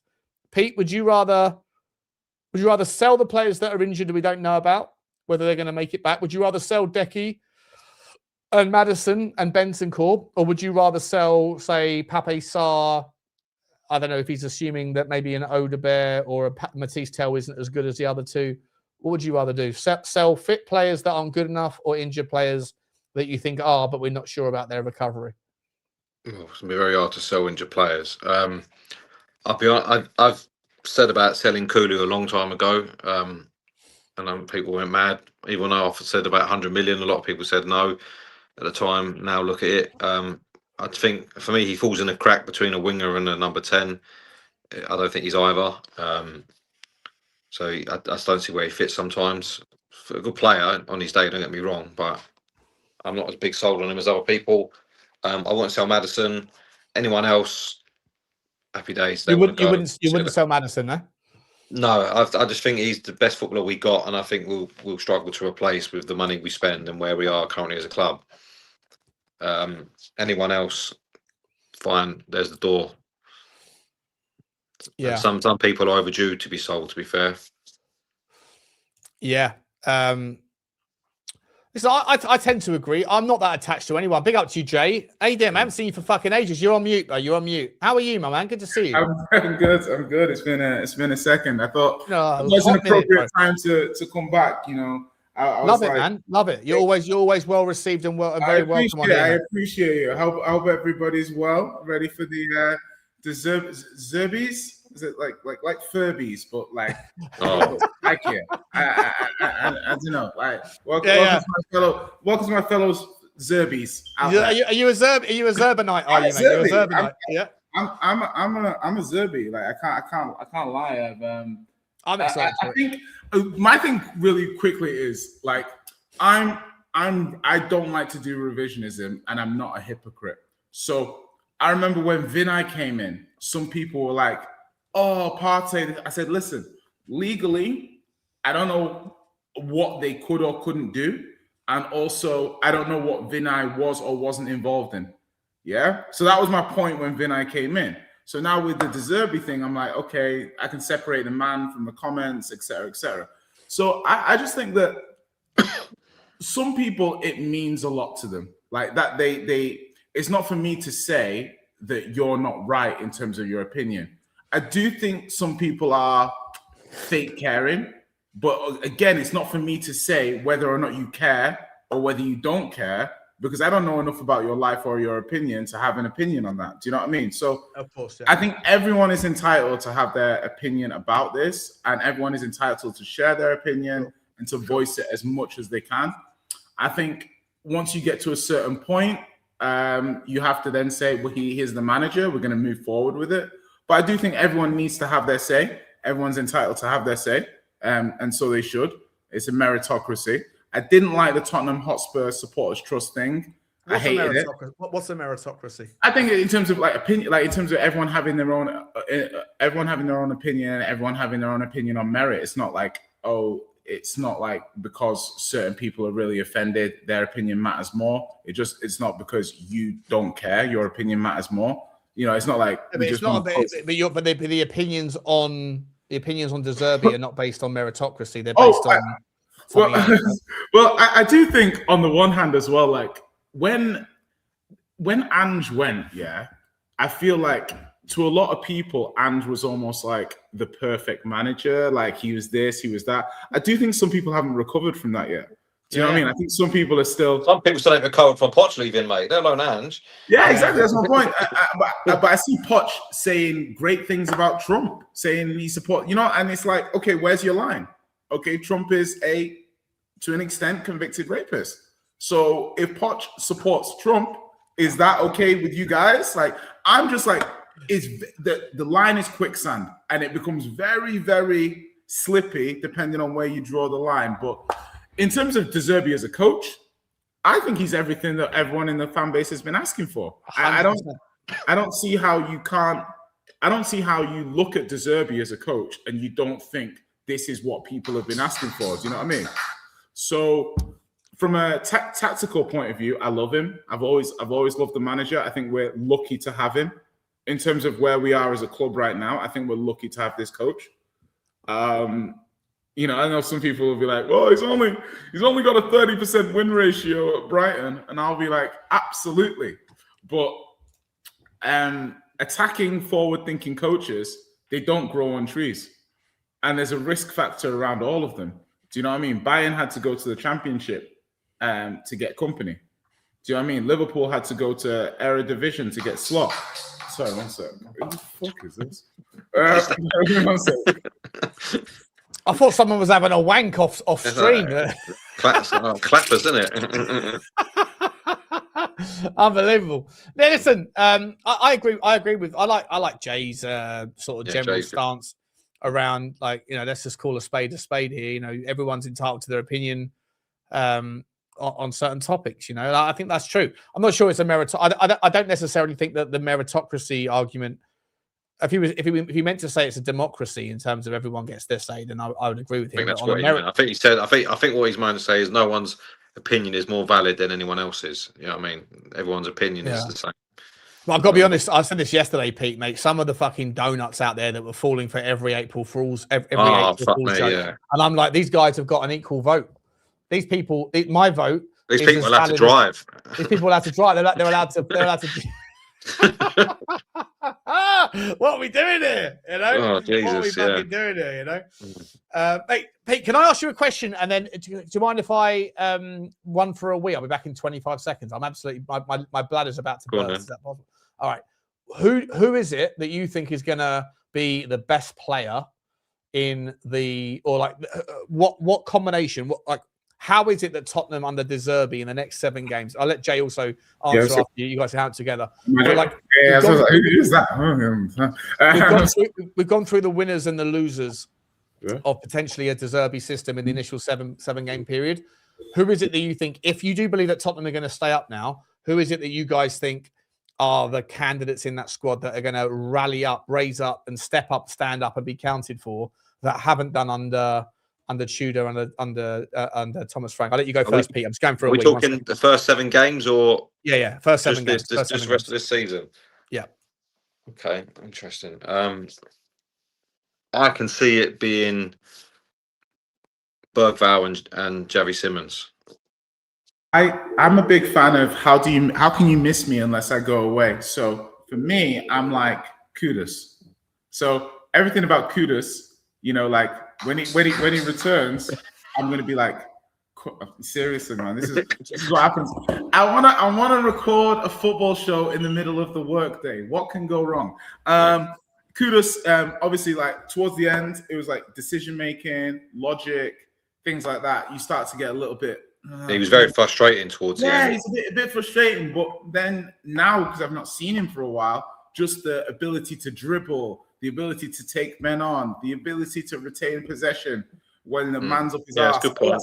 All that sort of stuff. I'm like, I haven't seen it for like 4 months. So I'm like, do you know what I mean?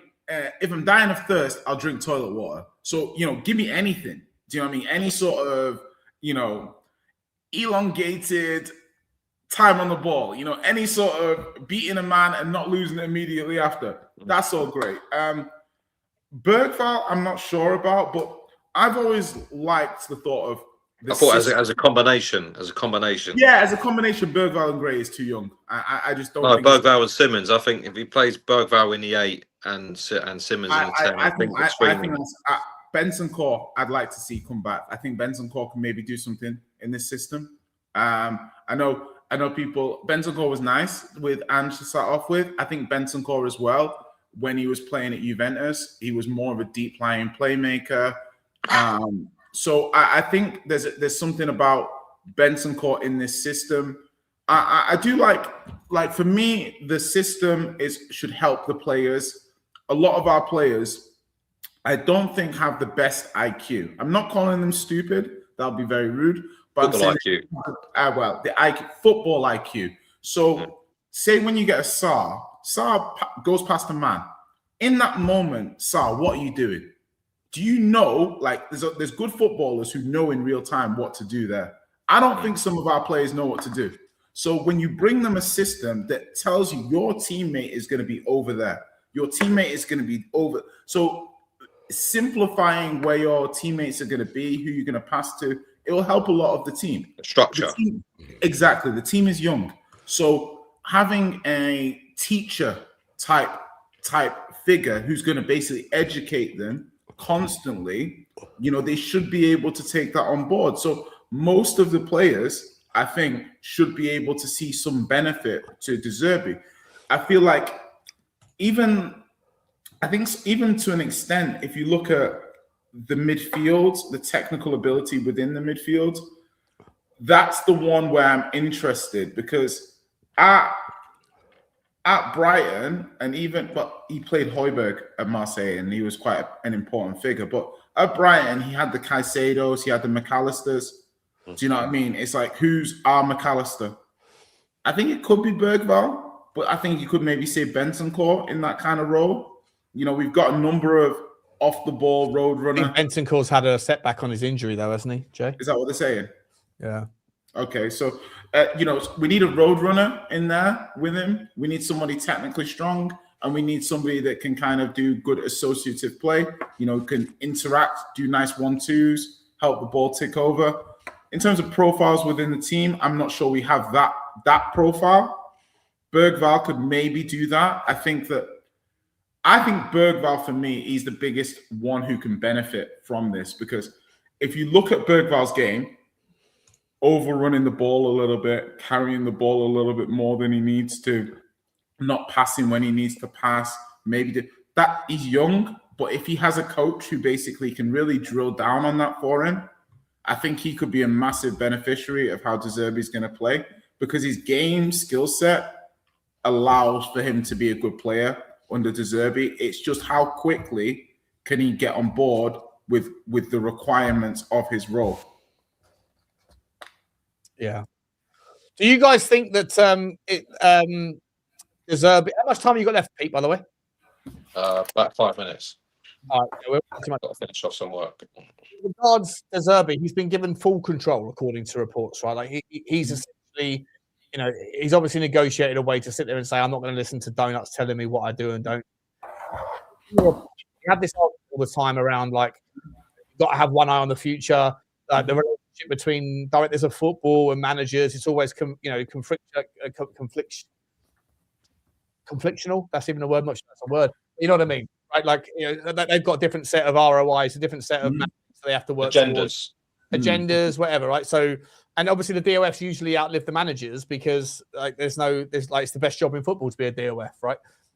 With regards to Zerbi, if he's come in and said, no, I want full control, or to some degree a larger slice of the pie, does that affect? I'll come to you. I know you've got to go, Pete, and I'll come to Jay afterwards. So I'll give you the first crack. Does that affect the need for two DOFs? Does it mean that we're not going to bother with a new DOF, and that what's his name, Johan Lang, is going to continue to be the guy? And then is he really going to put up with this kind of relationship? Is it a good thing that De Zerbi, if he is here for 5 years, but if he decides, he goes, I want this, this, and this now, and some of the players that he wants are players that are good for his system, and then it doesn't work out anyway, and he decides to throw the smoke grenade, is that is the insurance policy of a DOF that there has to be a voice on the negotiations and the transfer strategy that is not just thinking about signing 5-year contract players for a manager that might not be at the club in 15 months, let alone 5 years' time? How do you square that circle? And if De Zerbi's got full gamut, is that a good thing or a bad thing? Well, personally, I think the manager should have. He's the one who's got to get the results and all that. So the most you can give him, the better. I think we've been too focused too much on the future and all that sort of nonsense. That 9 times out of 10 never comes. So we've bought loads of young players. If he wants a 35-year-old for a season, then go and get him. Yeah, if that's what he needs, go and do it. Stop going to get these players that may be good in 10 years' time or 5 years, whatever. I think we got to stop doing that. It's not saying we don't buy talented youngsters, but I think for where we are now, we got to get back to a proper functional and competitive team. And then you start bringing in these sort of players. I think the best thing about next season, if we stay up, is that he will have 1 game a week, most weeks. So he will have more time on the training pitch than most managers have had in a while, to implement his style, work with these younger players, get more out of them, assess them more, all that sort of stuff. I think that'd be a big thing. And had it the first year, and then decided to just stick to one way of playing, and that was it. And it was, for me, I think that was a wasted season doing that. I think De Zerbi will be different, but that season of not having European football, where just you can do your game prep, but he's got time to embed what he wants these players to do. It's going to be hard work. Don't get me wrong. These players, he'd be the third manager this year, to get them to do different things. Everyone's had their own agendas on these players, so it's sort of a reset there where he has time every week to drill it in. I think that's the most important thing for the Grays, Berghvalls, Mathys Tels, all that sort of thing. Because we're not going to get rid of these people. So it's time for someone to really try and get hold of them and get something out of them, or we get rid. Well, we can't keep buying players prospects and all that sort of stuff. But at the same time, for where we are as a club at the moment, we ain't going to go out and buy the top talent either, because they'll be like, wait until you finish at least 10th for 1 year, then come back to me. Do you know what I mean? Because at the moment we're too busy all up and down too busy at the bottom, being down the bottom of the league. So the truth is somewhere in between, I think, with what we're going to do. But giving Lange carte blanche, we see where we are with that. Yeah, for me, he's a disaster. I think the whole two-person director of football, I've never seen done before, and we did do it for about 3 months, so it shows how effective that is. I think if you're gonna have one person in that sort of role, it's got to be one person. And then he has his team underneath him or whatever, not two people effectively doing the same job, the same title. I think that just leaves too much room for conflict and different agendas, and then ultimately the team suffers as a result. All right, so I'll let you go, Pete. But you're saying essentially, in the recent past, we've had too much on eye on the future and not enough on the present.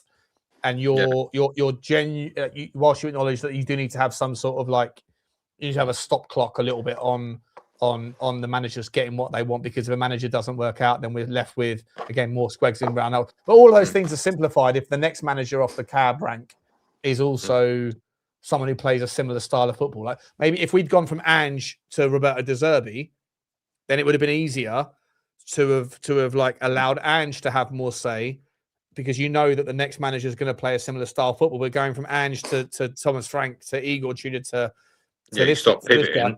You stop pivoting, and it becomes it doesn't matter so much who it is that you're buying, because you let the manager have more say as long as the next manager plays a similar style of football. Is that what you're saying? Yeah, but also the most important thing, if you buy good quality players, most managers will want to use them and play them in their team. So if you have quality players... Thomas Frank didn't want to play... Thomas Frank and Igor Tudor both didn't want to play Xavi Simons. Yeah, but they're not good managers, are they? And it's been proven by where they are. But what I'm saying, I get what you're saying about the sort of profile and style of management. But normally, I mean, Xavi Simons is still unproven in some people's eyes. Although some of us think he's a good player and all that, he's not. I'm saying if you go out and buy proven quality players like that have done it for a long time, then most managers will want them. No manager's going to say, no, I don't want him. Yeah. Because most of these fit. But the whole problem we've got there is when you buy, again, as you're saying, when you go and pivot to different systems and ways of playing, that then becomes a problem, especially if you go and get someone with a niche system like an Ange, who I don't even know what his system is, but there's no one else who plays that type of football. Where'd you go for that? And then you pivot to someone like who plays a back three, like Man United did with Amorim. They someone who went to a back three for him, and before that it was someone who plays 4-2-3-1. Now they've gone back to that. But in the meantime, Amorim struggled because he didn't have the players to play his system, and all the other issues that come with that. We do have to stop doing that. I agree with you there. But buying good players, I think, is also equally important. Stop trying to buy players that suit just one man system. Do you know what I mean? Because most managers want to play. Most managers play the 4-2-3-1 in some way, shape, or form with certain variations on it. Do you know what I mean? So if you buy players that normally play that system, you're invariably going to go. The next manager will find a use for them. Yeah, I hear you, mate. Listen, Pete, I'll let you go, mate. I appreciate you so much, man. Thanks so much for coming on. Cheers, mate. Good to see you, mate. Take care. Pete's going. Big up to you, Adam. Adam, I know you just joined, mate. We're only going to be going for another sort of 10 minutes, mate, and then that's fine, mate. Let me get rid of Pete. There we go. Big up to you. Let me get Jay in on this one, mate. So yeah, look, he's been given a higher level of gamut, a higher full gamut of control. Same sort of question. Should that be received in 100%? That's great news, or should that be also, thought of with there's risk associated with giving a manager everything? Yeah. I think it's a chicken and the egg scenario. I think a lot of the time with a new manager, they give you a certain level of deliverance, and then you kind of move over the spectrum. I would say that if you look at some of the more modern managers or the teams that have done well recently, if you look at Emery, you look at Howe, both of those clubs gave those managers a lot of autonomy. They both of those managers kind of showed it in the first instance, but I guess keeping us up is showing it. Do you know what I mean? So it's like giving him that ability to have control from the summer, or there's not so much he can actually do between now and the summer per se. It's just keep us up. So in as much as Howe and Emery got a lot of,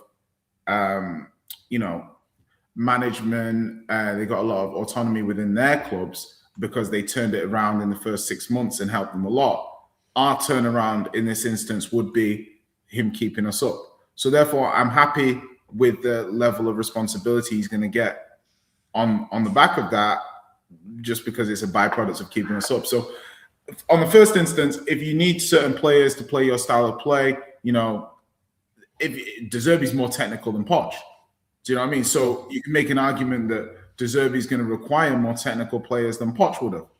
Like the players we would have brought in under Poch may not be as technical as the players that you bring on under De Zerbi. And as such, no matter what, we need to buy 4 or 5 profiles into the squad regardless. So why not do it for De Zerbi? I think good players are good players. Do you know what I mean? So I don't think that if we buy somebody for De Zerbi, all of a sudden the next manager wouldn't be able to use them. Do you know what I mean? I think there'll be good synergy, there'll be good crossover. The director, as long as the next manager's not fucking Sam Allardyce, right? Yeah, true. But even if you look at say Ange, Frank, De Zerbi, if you had told me in 2023 in the summer that the next 3 managers of Tottenham will be Ange Postecoglou, Thomas Frank, and Roberto De Zerbi, I'd be like, okay, we're doing something right. I'd be like, this is good. These are good managers. These are good profiles. Cool. Do you know what I mean? So there's absolutely no way I'm gonna think that giving. Okay, but let me ask this. Let me rephrase the question. If the point of if a manager is always going to buy good players because of what he needs and he buys good players, and you stick to the same general philosophy, then what's the need for a DOF? Well, the DOF is to harmonize it all together. Do you know what I mean? To kind of keep it. So the idea is that the idea should be that the manager should be able to work with other people's squads. So when you're sacking the manager, it's because of underperformance, because we think the players are good. Do you see what I mean? Is then if you bring another manager. Sorry, let me rephrase. What's the point of a DOF having a say in transfer strategy if every manager should be able to work with the previous manager's squads? But that's the whole point, because who is then harmonizing the strategy for the squads, for the overarching squads to be able to be used for different managers? So that's what the DOS role is essentially, is to harmonize the logic, do the deals, because the manager can identify. He said, I want this player, but he's still not going to do the scouting. He's still not going to do the reports. He's still not going to check on the mentality of the player. All of that sort of stuff still needs to be done. The management of the scouts, the relationships with all this. So that's to me what a director of football could. You can make a strong argument that you just need a chief scout.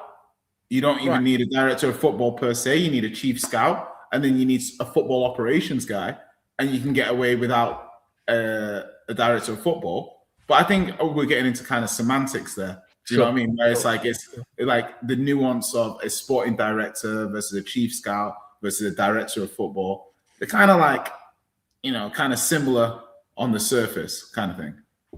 I hear you, mate. I hear you. Big up to you, Adam. How are you, mate? Good to see you. Yeah, I'm good, thanks.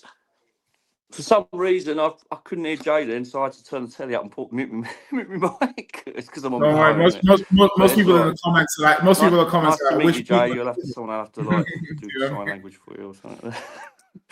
You still can't hear. What did we have? You got to get yourself a fucking Adam, get yourself a fucking laptop, mate. How old are you? How old are you, bro?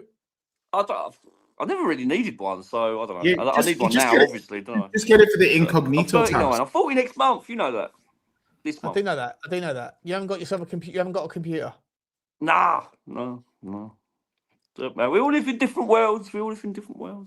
How do you have a wank? How do you have a wank using your phone, mate? It's like, oh, Yeah. Now we are going off Yeah. piece, aren't we? Jesus I'm Christ. only joking. I'm joking. I'm what just did we saying, have man, in give him a place when fucking Poch was laptop, in? bro. Yeah, I know. But when Poch was in, did we did we have a director of football then? Yeah. It was Paul Mitchell. What's his name? Paul Mitchell. That's it. Would Yeah, you that's say right. Mitchell was more of a director of football? More of a So chief what? scout? So Zerbi, like, do you think Lang's going to stay in the summer? Surely not, is he? Sounds like it. That's madness. Sounds like it. It sounds like Vinay wants him to stay and they want to bring someone else in. Yeah, but like, again, if you're handing over full control, or not full control, but more control to the manager, then I don't know what the need is for a second DOF. Okay, but here's my logic. Would you guys say that Lang seems, I don't want to use the word submissive because it seems sexual, reactive? Would you say Lang seems reactive? Yeah? Yeah. Yeah? So my thing is, think of it like oil and gas kind of thing. It's like if De Zerbi has someone like Lang, that could work because his personality is so fiery. Maybe having somebody that doesn't have much of a personality. Sorry, Johan, I don't really know you. Maybe you're the champ. Maybe you're an amazing guy. He's not. Okay, cool. He's vanilla. Okay, so my bad. But yeah, that's my point. As in maybe like a more reactive, submissive type personality would work well with a fiery personality. It'll complement him, like peppercorn sauce and steak, or cocaine and cigarettes, for example. I'll say that. I'm joking. Now you're talking. Now you're speaking my language. Bro. Now we're talking. I thought Sean would appreciate that one. Yeah, 100%. That's the most excited I've seen you all week on the street. Yeah, fucking hell. Give me some of that fucking jazz. What we doing here? Listen, I don't know. I just feel like, for me, Johan Lang hasn't proven to have any spice at all. But yet, what I do think he had was a disruptive influence in decision making. I do think that he got his way heard, and I think that his way was ultimately bad decisions. But through manipulating relationships, he managed to sit there and have a situation whereby, listen, you can think what you want, and the chat can think what they can or they want about Paratici. But I think that Paratici left the football club because he was ultimately, he felt like he wasn't able to provide any value because his ideas weren't listened to. I believe that. I 100% believe that. And listen, I'm not saying that Paratici's idea about Tudor was a good one or anything like that, but I do think if you had to sit there and tell me which of the directors of football have got more brownie points, more wins in the locker of the two, Johan Lang or Paratici, I would say Paratici by a factor of 5. And yet because Johan Lang is a meek personality, at least the way it comes across, yet he's clearly clever enough to have engineered himself some decent positions at decent football clubs.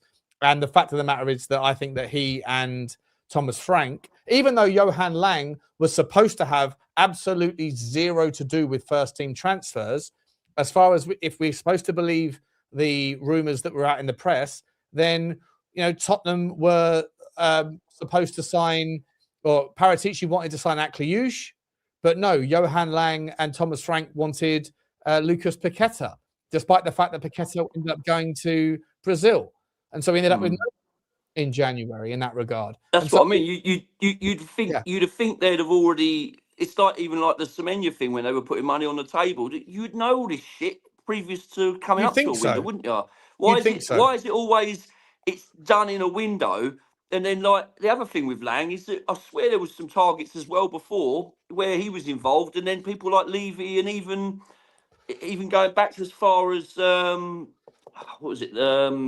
The previous manager, Postecoglou, or was it Frank? One of them had to step in or something at one point. So I don't think. I think if he's like, do you remember when you were saying before, like him dealing with the youth? To be honest, I mean, he could have some good aspects to him about that, bringing in youth players. But as far as like pivoting with, but that's the problem, though, right? Is that if your youth, if you are sitting there presenting options to the board to Vinay and saying, I'm in charge of the youth team, these are the players that I recommend, but the players that you recommend are Mathys Tel and Archie Gray as an example. And those guys carry with them asking prices that are first team asking prices, 30, 40 million quid. And because you might come across like a wet blanket, but ultimately you're actually quite devious and you're actually quite, cultivated and calculated in the way that you can manipulate the people with various conversations and topics, to the point where Paratici feels like he's the first team scout, but his first team scouting stuff isn't listened to because Paratici, because Langer and Thomas Frank go in a certain direction, then you are a youth team. I'm all for having someone, big up to you, Hayden. I'm all for someone having a youth team level of skill set where you can go and sit there and go, this is the guy we want, right? That's fine.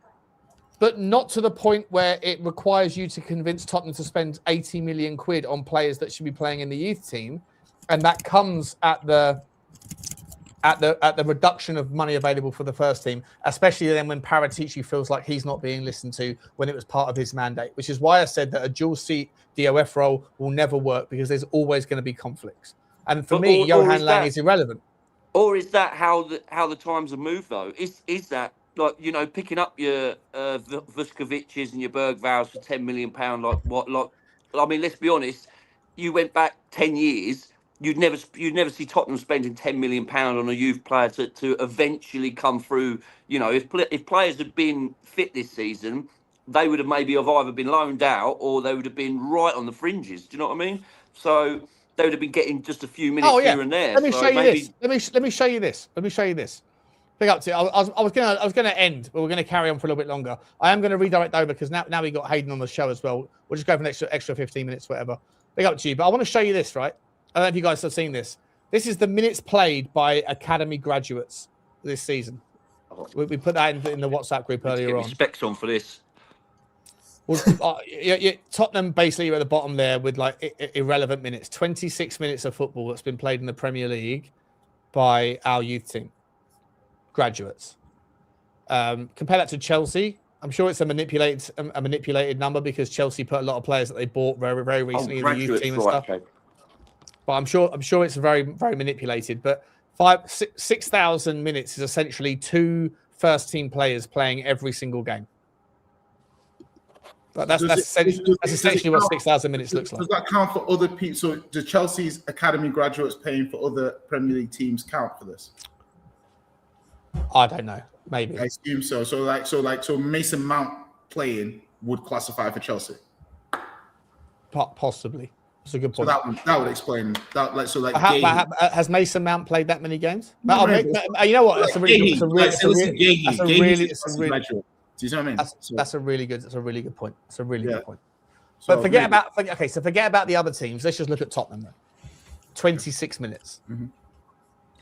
Not a lot, is it? So it means not only have we not produced any good graduates in the last few years, we've also not used any of our academy graduates for ourselves this season either. Exactly. I don't think that would be the case because Marcus Edwards has played more than 26 minutes for Burnley. That's a good point. Okay. That's a fair point, yeah. Look at Hayden coming in. First words out of his mouth, an absolute sledgehammer to Jay's. First words out of his mouth. I'll see your good point, and I'll smack it over. So obviously I was trying to sound smart then, but obviously and Madueke too. I know, yes. All right, chat, chill out. It's fucking brilliant. You weren't saying that until Hayden said something. Now Hayden said something. Now everyone's got a calculator. Do you know what? I wish I fucking said. I wish I just waited. Well, that's a really good point, actually, Jay. That's a great point, Jay. Sit right here next to me, Shawnee. I'm gonna fucking when this show publishes, the first thing I'm gonna do is go and edit out that 5 seconds where I give you the credit, and then just let Hayden come in. So what are we saying then? Are we saying that our academy is cheeks, or are we saying that just because the one thing De Zerbi will do?